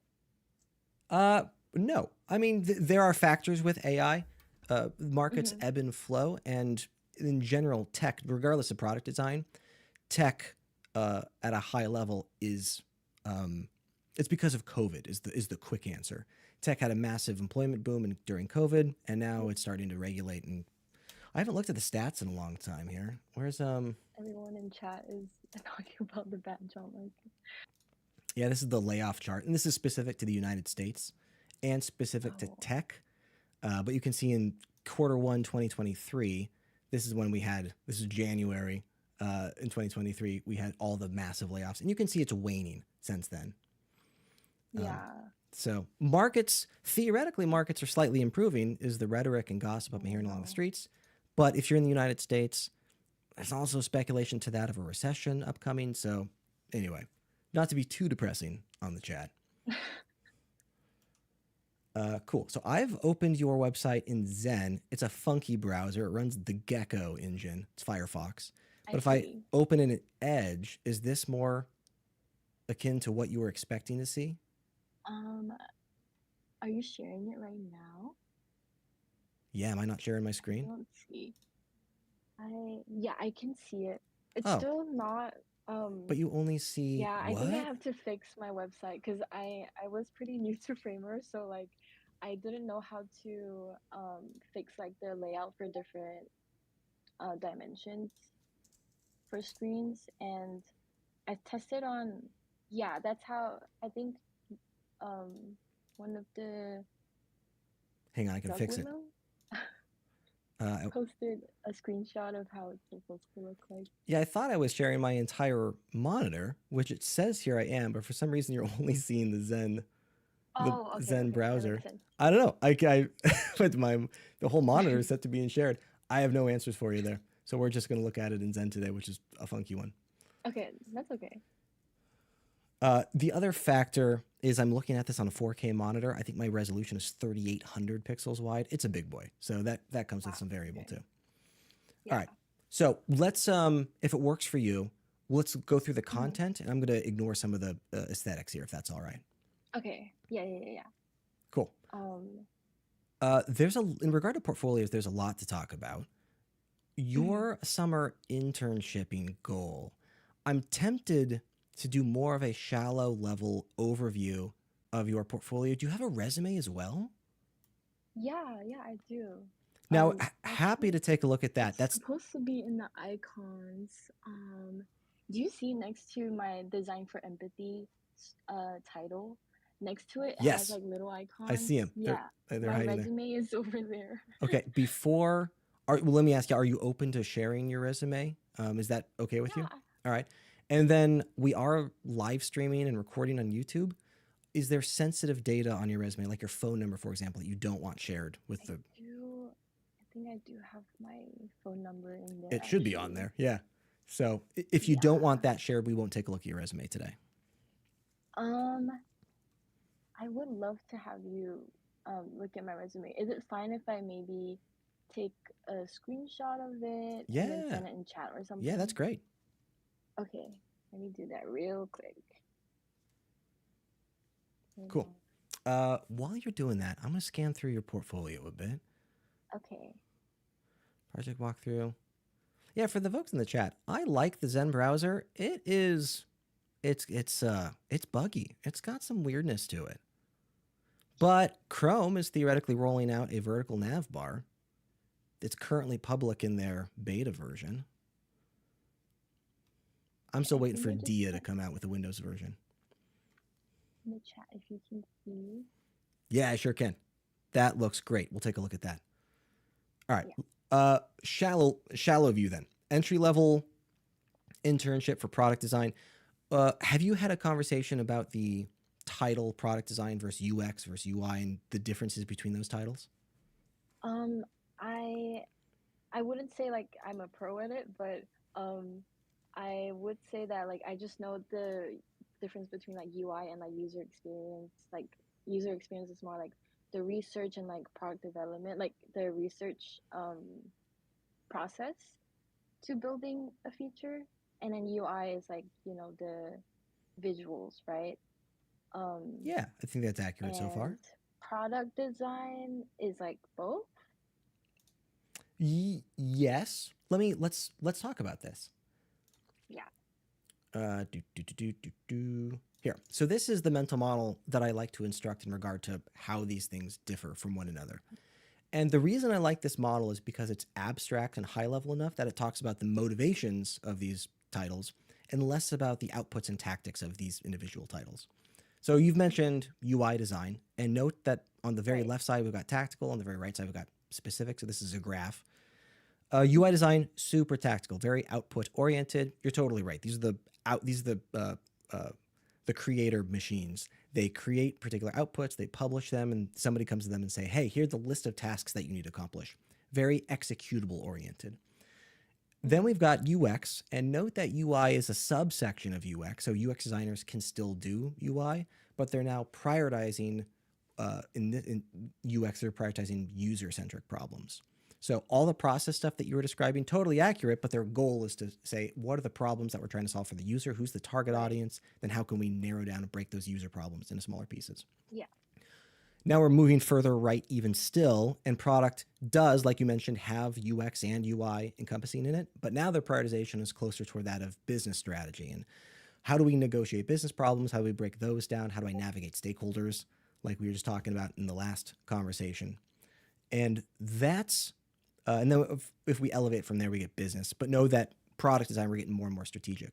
So to circle back to you, if you're advertising yourself as a product designer, then on your portfolio, I'd be looking to validate that you're solving business problems before you're solving user problems. And I'm looking to see if your case studies mimic that philosophy. Okay. How are you feeling about that? Do you feel like product design is still the right title, or are you thinking UX might be a more applicable direction? I think product design still, because I think the positions that I'm looking for is for like tech companies and more so like social media or like social companies that are making mobile products. So I think, yeah, that still is applicable to me. Perfect. All right, cool. We've talked about, did you hear my spiel on the 3 target audiences: recruiters, hiring managers, future peers? No, I would love to learn more about that. Don't. Sorry if you're repeating it a lot. Oh God, totally fine. Man, I'm gonna have to figure out this. I'm gonna have to figure out my screen sharing thing going on here, because it's really only sharing Zen, but I've got other documents open here. Like I've got a Notion document where I'm taking notes that apparently nobody has seen. Yeah, so 3 target audiences. One is the first priority is recruiters, followed by hiring managers, followed by future peers. Recruiters are folk who don't have deep intrinsic understanding of what you do or what a product designer is. So Right. their strategies rely mostly on like key phrase matching, keyword matching. They'll look at the job description, Yeah. then they'll look at Jasmine. Yeah. That's me. They'll look at Jasmine's portfolio, and then they'll see, can I find all those keywords on Jasmine's portfolio? So real like basic tactical approaches there. So if we're looking from the recruiter's perspective, they're looking for a value prop or some sort of validation that you are who you say you are. And we're missing that. We'll come back to that. I see. Okay. Well, never mind. Here's a value prop. Maybe I'm Jasmine, a product designer with a mind for creative strategy and a heart for people. You've got draft one of a value prop, and then they're looking for case study number one, and they're looking for housekeeping stuff. Housekeeping you've got here. So really easy section to hit those keywords on resumes. And then they'll skim through this and see if they can just sort of validate that you are of a professional level that will potentially earn them a commission when they refer you to the hiring manager. From here, they'll likely Okay. close your website. The hiring manager, they'll look at your website. They'll be interested in your value prop and homepage as well, but they're primarily interested in your case study. And they're looking for how you go about solving business problems and solving what's your process for solving problems. I want to emphasize they genuinely don't care about the output of your project so much. Like it's very cool to see, but as a product designer, your goal is solving business problems, and the output of your thing is very often not sexy to look at. Like often, I work in corporate healthcare. I work for Fortune 25, right? High enterprise. And the things that I create are elegant would be like if I hit anything elegant, I would be stoked. They mostly look bad, but they solve functional business problems. So that's their mindset. They want to make sure you're solving problems. They'll skim your case study. They'll read your titles. They're not going to read all your content, and they will. They're interested in how you go about solving problems. They want your process. I found myself distracted as I'm talking. There's so much motion here. It's a fun case study. Let me refresh. I want to see all that again. So much animation here. Mapping, stigma, visibility, and belonging. There's a third target audience, future peers. Let's talk about them in a second. All right. Well, let's go to the top. Hiring manager, they're looking to answer 3 questions. First is, what's the problem you're trying to solve? And how might we Snapchat encourage well-being through existing features and playful tone? Is that the problem? How might Snapchat encourage well-being? It's almost a problem. Do you have a problem statement here somewhere? Yeah. It should be up a little bit. I think probably, yeah, the challenge part. Oh, I didn't even But see the I don't title. think it was like, yeah, or it might not be as clear enough. Yeah. But during the program, I was able to work on site in Snap Inc. and we were assigned like a problem or like a topic. So our topic was mental health. So we were trying to find our own like problem statement within that topic, if that it gives more context on the feature. Got it. Okay. From early conversation. So their question number 1 is, what's the problem you're trying to solve? Would love to see this more visually pronounced. This is like the first section they're going to want to read. Okay. With over 20,000 wellness apps already in the market, downloading yet another app can feel intimidating rather than supportive. Is there a problem in here? From early conversations, we learned that while Gen Z deeply cares about mental well-being, they often resist tools that feel clinical, peachy, overtly labeled as mental health. I don't know that I'm still seeing a problem yet. What's the why was Within the business, huh? I'm sorry? A problem within like the business and like Snapchat, right? Is what you mean? Yeah, so like if we're thinking product design, so UX design problem Yeah. would be like folks aren't taking care of their dogs. Like that's a real problem that needs solving. A product design challenge would be something like, well, I mean, it could still be of a similar format in that empathy section. But even if we ignore like product design, I still don't know that I'm seeing. So the reason I'm honing in on this is the rest Mhm. of the case study is going to be dependent on solving this problem, and I'm failing to understand what that problem is. Therefore, the rest of the case study is I too see. Okay. abstract. I see. I see. Mm. They often resist tools that feel clinical, preachy, or overtly label as mental health. Yeah, I think the problem statement was more so because it was like a fake feature that we had to build. It was more focused on the users and the well-being of users.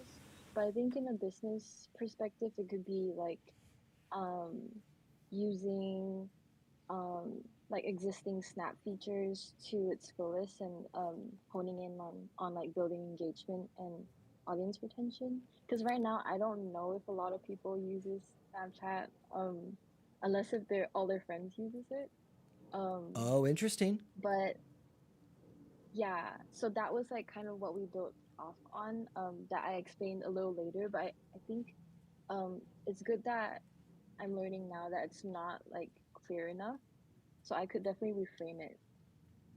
So I'm hearing two potential directions you could go with this problem statement. For example, Mhm. one could be, and I'm gonna, this is draft one, so you'd have to iterate. Uh, Hang on, I got this. Snapchat is contributing toward the poor mental well-being of Gen Z and is losing engagement as a result. Potential problem number one. Problem number two is Snapchat is losing retention of customers because they only utilize it for following friends and not brands. Something like that. Like those are two Mm-mm. genuine problems Yeah, that this case study could assist in resolving. Those are high-level business problems that a hiring manager is going to want to learn more about. right. Let's see. Mapping stigma, visibility, and belonging. Great title. Why early ideas didn't fully work. Phenomenal titling. Yeah, this is great. You're utilizing your titles for the storytelling. That's phenomenal. Our first concept explored embedding wellness reminders directly to Snapchat, encouraging users to drink water, stretch, and take breaks. Cool. College students often neglect their needs. So this feels like you're now solving the problem of Snapchat is contributing to poor mental health and we're losing engagement Yeah. because of it. Cool. Not realizing impact on their mental and physical health. All right, choosing play and shared accountability. So it feels so far like we're in the research stage.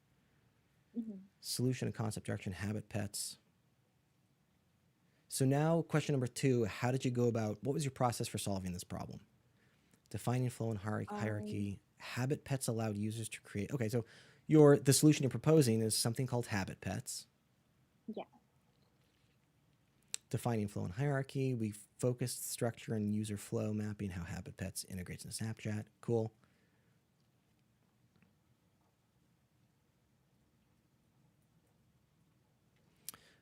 Cool.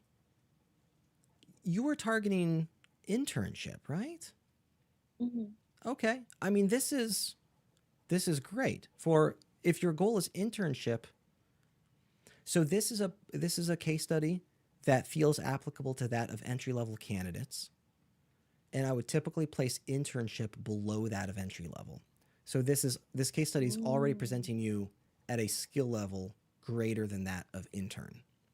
That's good to hear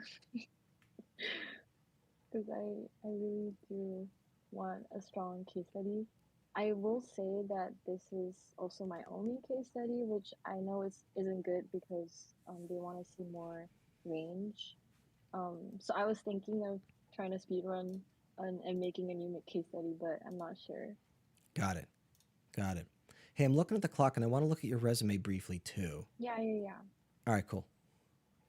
Uh, Totally fine. if I, if I, perfect. I was able to open it in Zen. Cool. In regard, just to put a button on your case study, you're doing a lot of stuff here. Mhm. If your goal is to elevate into above entry level and starting to dive into mid level or higher level entry, would love to see more Mhm. about your process here. The case study feels output oriented, as in here are the Okay. things that we designed. Here's how cool they look.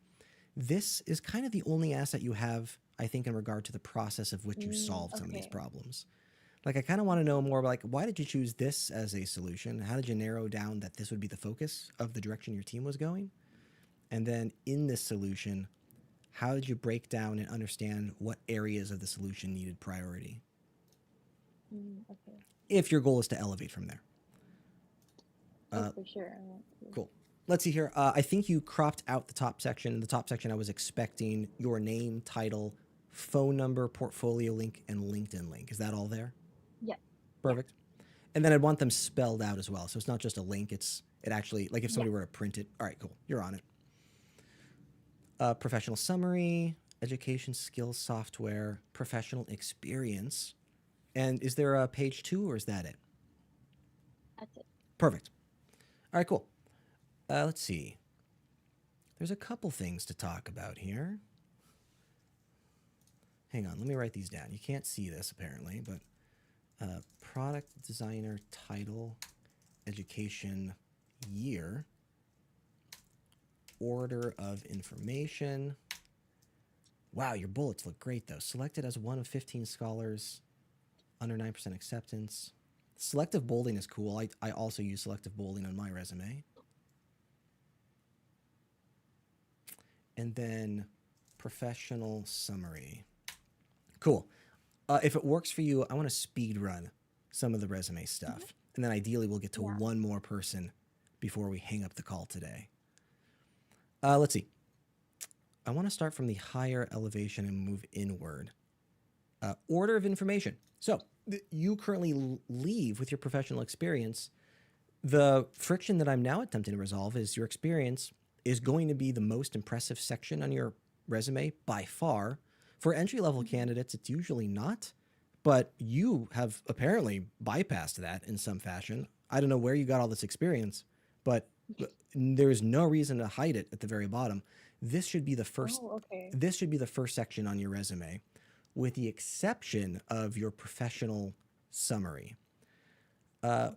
Professional summaries is a topic that Tim and I have argued on here before, and we find them we find them typically a distraction from the better stuff on the resume.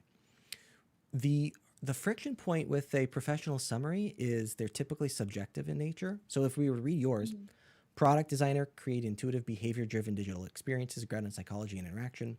Former Snap Academy scholar, specialized in social products, Gen Z user behavior, blah, blah, blah. Most of the verbiage here, with the exception of former Snap Academy scholar, specialized in social products, most of that can be copy and pasted on like my resume, for example, and it still makes sense. Yeah. So then the friction is that part of your resume, the very first thing, doesn't differentiate you at all from other candidates, and that's a bummer. So Tim and I argue, just remove the professional summary entirely. It's just a distraction from more important stuff on your resume. If you did want to I keep, have a question on that, yeah, go ahead. if that's okay. Yeah. So I changed that sentence for every single job I apply to. Is that still something that I should just remove, or do you think that's a good strategy? What you're describing is customizing your resume for individual job descriptions, I think. Yeah. Yeah, love the mindset there. I think the tactic of you going about with a professional summary, I think is the lesser important way to customize your resume. Okay. If you did want to leave the professional summary on there, I would want to change the title of this from product designer and then write professional summary. The friction that we're trying to solve there is as you plug your resume into ATSs, they're trying to parse which section is what, and they're not going to know what the product designer title means. So they'll likely just not understand what that section is, and they'll just skip it. Education is dope. I'm stoked you've got really impressive educational stats. I would argue you remove, except it's expected. You're still there. Yeah. Ooh. Yeah. I see. So I was going to say let's remove year from your education because it's a backwards method of asking your age, and that introduces bias into the process. It's a legally. I didn't think about that. It's a legally tricky area. You're in the United States, right? Yes. Yeah, and depending on the state that you're in, the legality of what questions people are allowed to ask you change. If you're in California, for example, it gets real strict. Oh, you're in California, Santa Monica. Yeah, so I just transferred to ASU. So I was in California, but actually I'm not even from California. I'm international. Cool. So yeah, just everywhere. Okay. Yeah, depending on the state, it's one of those things where the legality and friction around it become Yeah. politically difficult. So not only does having the year introduce bias, but there are occasions in which your resume may divulge information in which case they don't even want to talk to you because it introduces the idea that they could have legal liability by declining you. See. So it becomes a politically dubious area. But you're Wow, still I didn't think. but you haven't graduated yet, so I don't think there's anything you can do about it. I think you have to include the expected, and Yeah. it is what it is. Educational year, order of information, talked about that, professional summary. Those are the things. There are other concepts I usually talk about in regard to bullet point formatting, but you're kind of killing it. The skill you were talking about, customizing your resume for individual job descriptions. Typically, we would see that in the bullet points that you would write for each individual job, and then B, the skills section that you would have at the very bottom of your resume. So in this case, I would love to see the order being professional experience, followed by education, followed by skills in that order. And that's in the chat if that's not Okay. memorable. Thank you. Yeah.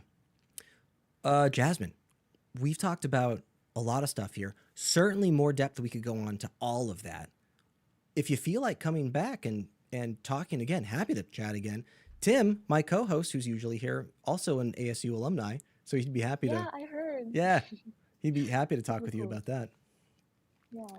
Do you Yeah, feel thank like? you so much for your time. Yeah, do you feel like you've got some actionables to take with you?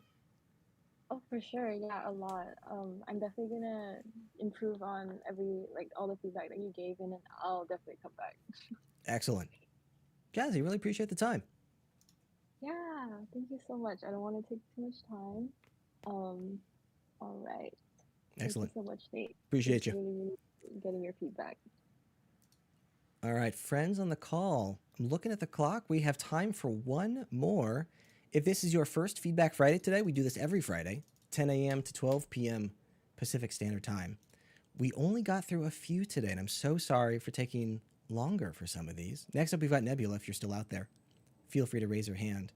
I see Tonmei's typing. I'm about to get yelled at, I'm sure. Tonmei's nice to me. Sometimes. Nebula, welcome. I see you're raising your hand. Invite to speak. And then would love to, if this is your first Feedback Friday, you weren't able to make it today, would love to see you next Friday. You'll want to show up a little bit early, 10 minutes early to the session or so, to add your portfolio resume to the chat, just to make sure you get on the list. For context, today I think we had 3 people on the list like 15 minutes before we even started today. So if your goal is to get on here and guarantee it, you gotta show up a little bit early. Nebula, welcome. Appreciate you being here. Thank you. I'm glad to be here. It's currently night time, so yeah, I'm glad.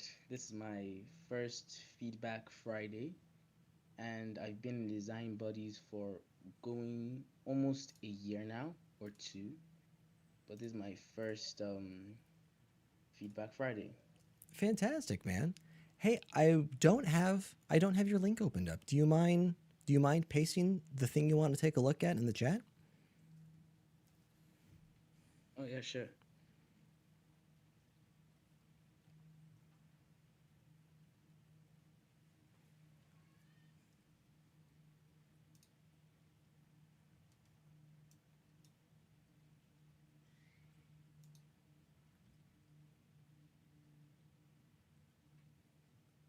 I'm also realizing that earlier I had mentioned I thought I was streaming my entire screen, but I'm only streaming Zen. It turns out, so I'm multi-streaming here to Discord as well as to YouTube. YouTube is seeing my entire screen, but you folks here in Discord are only seeing Zen. So I apologize. I know how to fix that in the future. All right, let's take a, hey, Nebula, what's a good name to call you by? All right, so my full name is Oluwaferami Bolaji, but for simplicity, just call me Bolaji because like a lot of people find it hard to pronounce my name that is on the screen. So Bolaji. Bolaji was good. Am I saying that right? Bolaji? Yeah. Yeah. Perfect. Hey, pleasure to talk with you, man. You mind giving me a bit of context for who you are and what your goals are? All right. So I'm a student currently in Nigeria, and my goals are to mainly my goals for this call is to understand my weakness when it comes to this portfolio, specifically the case studies I would like to focus on and improve on that so that I would attract recruiters as well as probably other clients when working. Got it. Okay. You say you're a student. Are you is your larger goal to position yourself to apply for jobs upon graduation?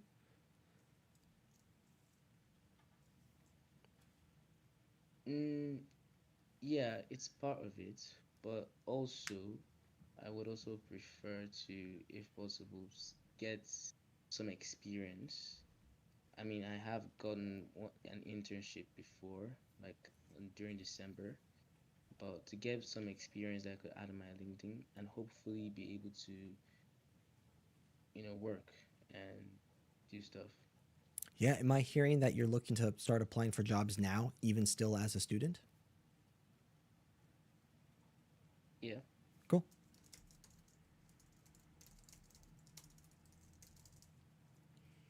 And what's the title that you're looking to target? Is it UX design, product design, anything like that? UX design.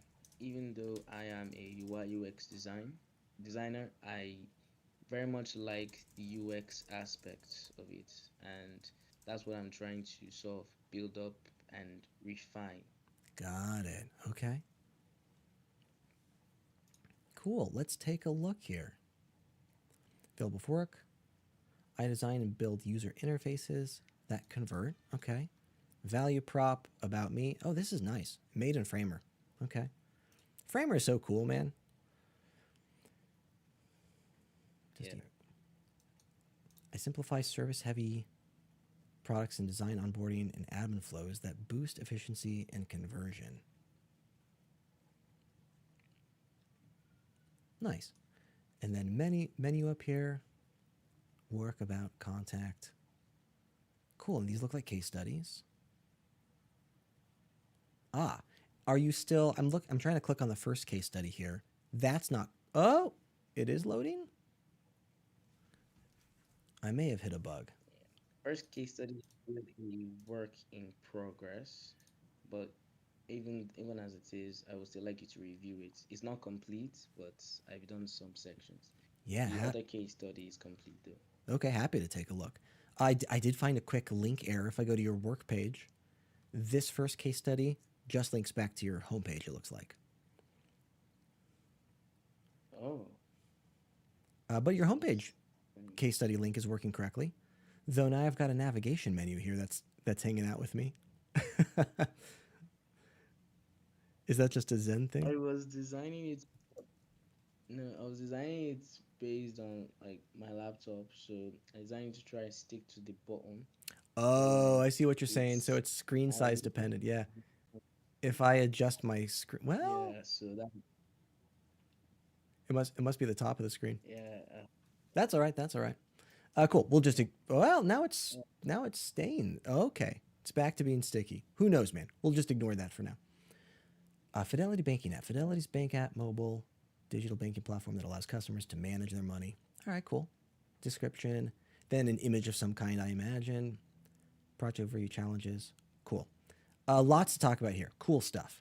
Let's look at your homepage. You've got a section here at the top.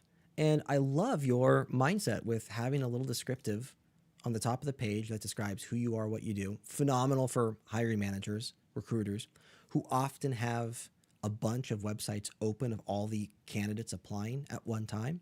So it's super solid to reiterate who you are Yeah, super solid. Reiterate who you are so they can align your resume to the website they're looking at. A friction point with the current description here is doesn't differentiate you in any way. On this call, we've talked about value prop a couple of times. Did you hear some of that conversation? Yeah. Cool. All right. Feel free to tell me if you want to rehear some of that.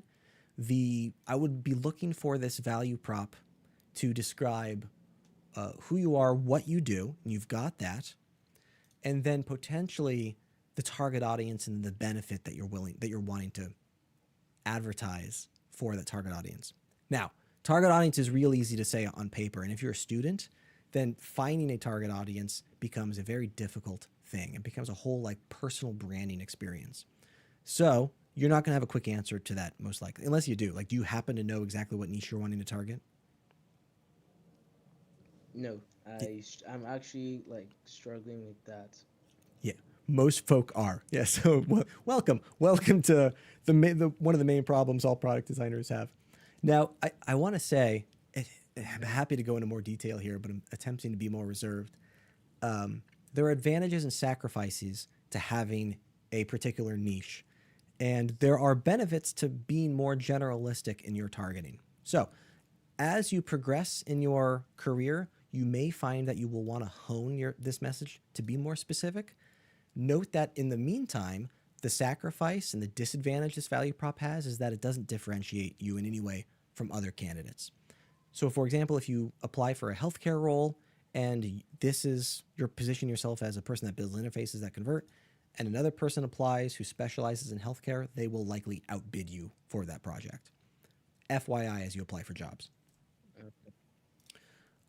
Cool.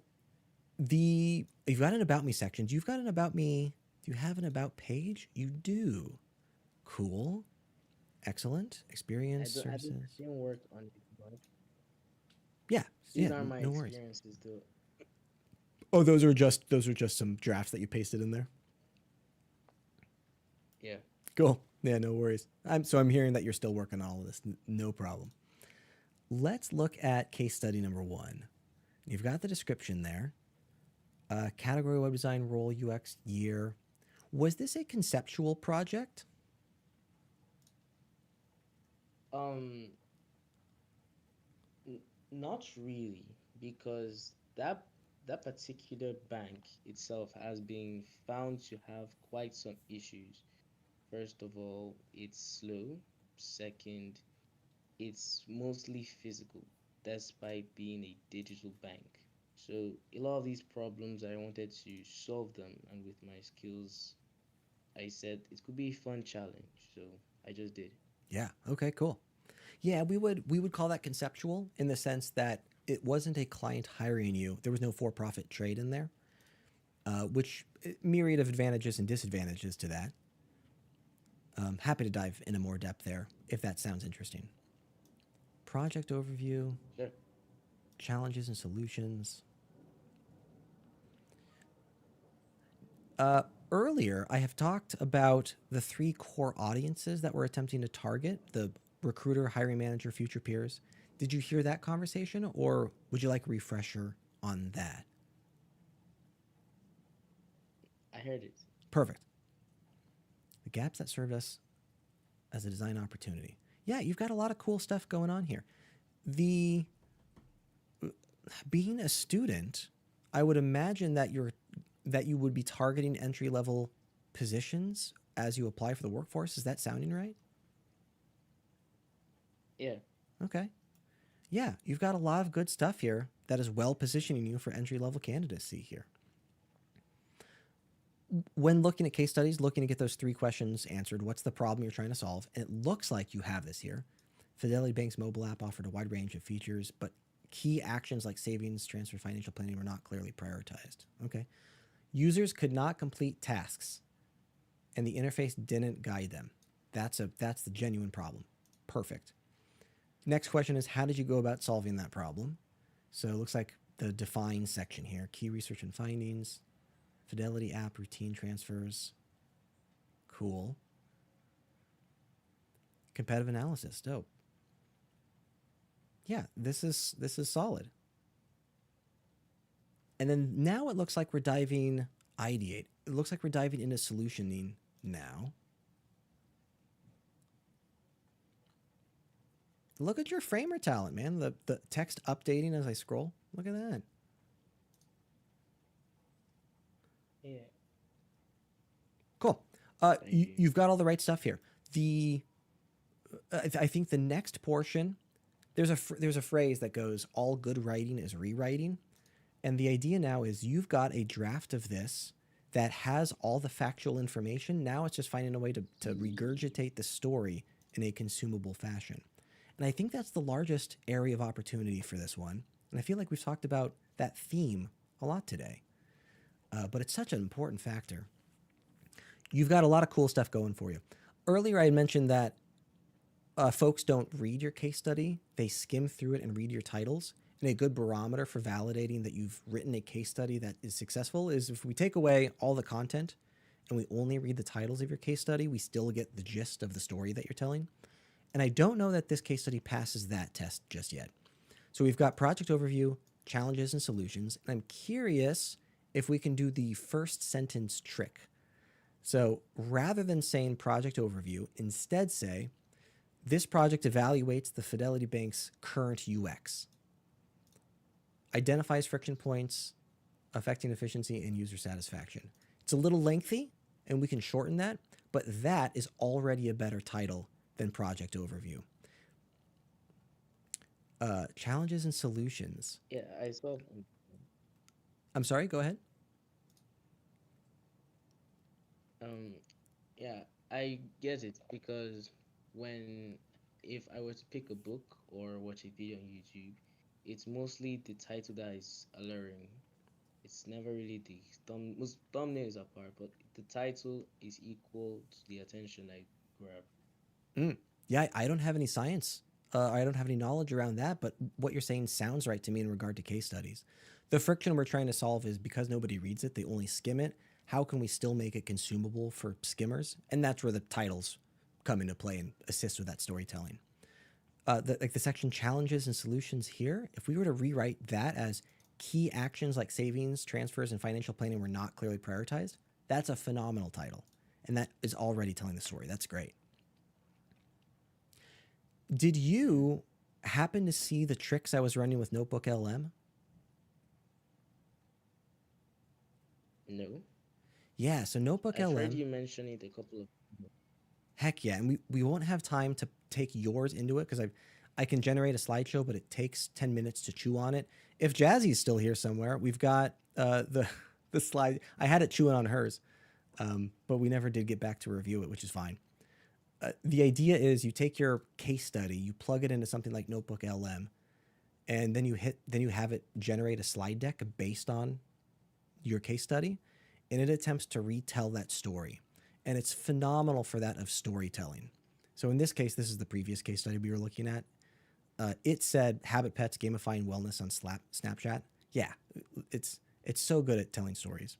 Executive summary: the paradox, wellness feels like work. What a phenomenal title. So I'd be curious to plug your case study into Notebook LM to see how it regurgitates and tells your story. It's a very phenomenal, quick way of quickly iterating your case study and seeing how somebody else would tell that story. If you have time, that would be the next experiment I would run. Totally free to use. Yeah, I'm not. Yeah, and let me add that to the chat for the folk who potentially missed it earlier. Overall, though, man, for an entry level candidacy, you're doing a lot of stuff correctly here. And all of this is Yeah, still in so motion. Like there's you're a reason. still clearly working on it. So this isn't even in the end. Yeah. Cool, man. So, um, if if I the next case study, so a bit of context behind these projects. I've been in the UX industry for going to 2 years, I believe. I think I started in 2024 September. I started volunteering using Discord 2025 January. Then I got my first internship 2025 November. So, and I actually had someone train me that, she's, I think, a product designer, and luckily she was able to get a job and do well for herself. So she taught me the ropes, the tricks, and everything. Cool. Okay. Yeah, this looks great. It's got similar feedback to the previous in regard to the titles of things.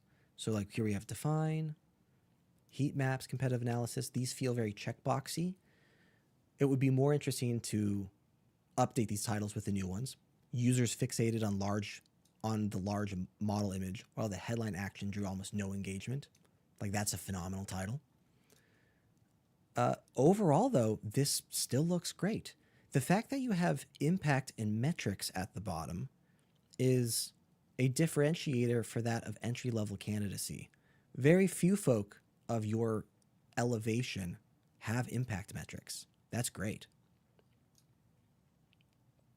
And it looks like you're still working on this as well. There's a key learning So, section that's missing.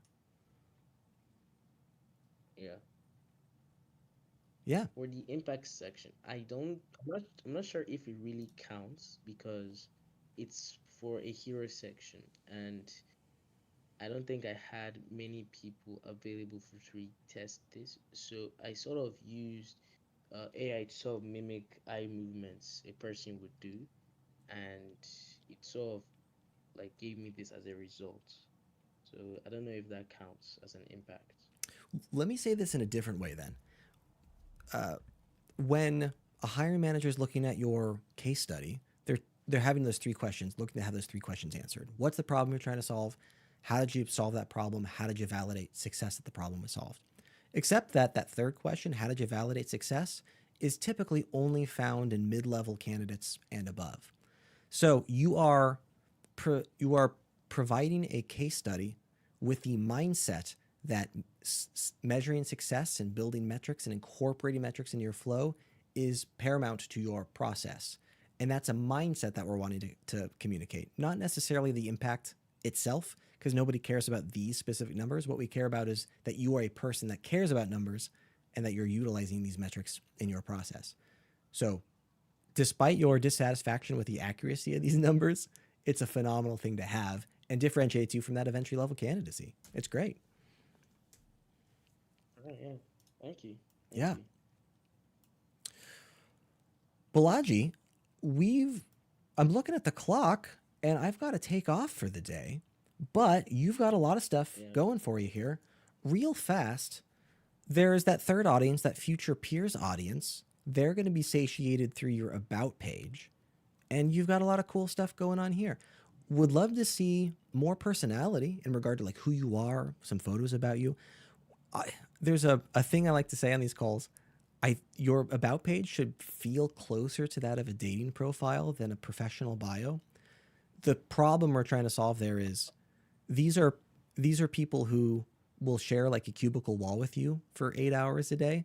So they want to feel comfortable that you're fun to hang out with, you're fun to work with for 8 hours. You're not going to make their life miserable.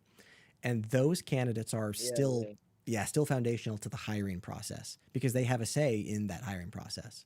So that's the third tertiary audience we want to solve for. You've already got a great start. Would just love to see more personality.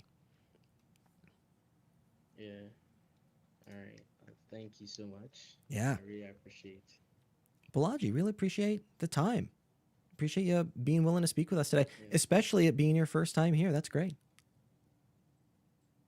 Yeah. I've been enjoying lately. So yeah.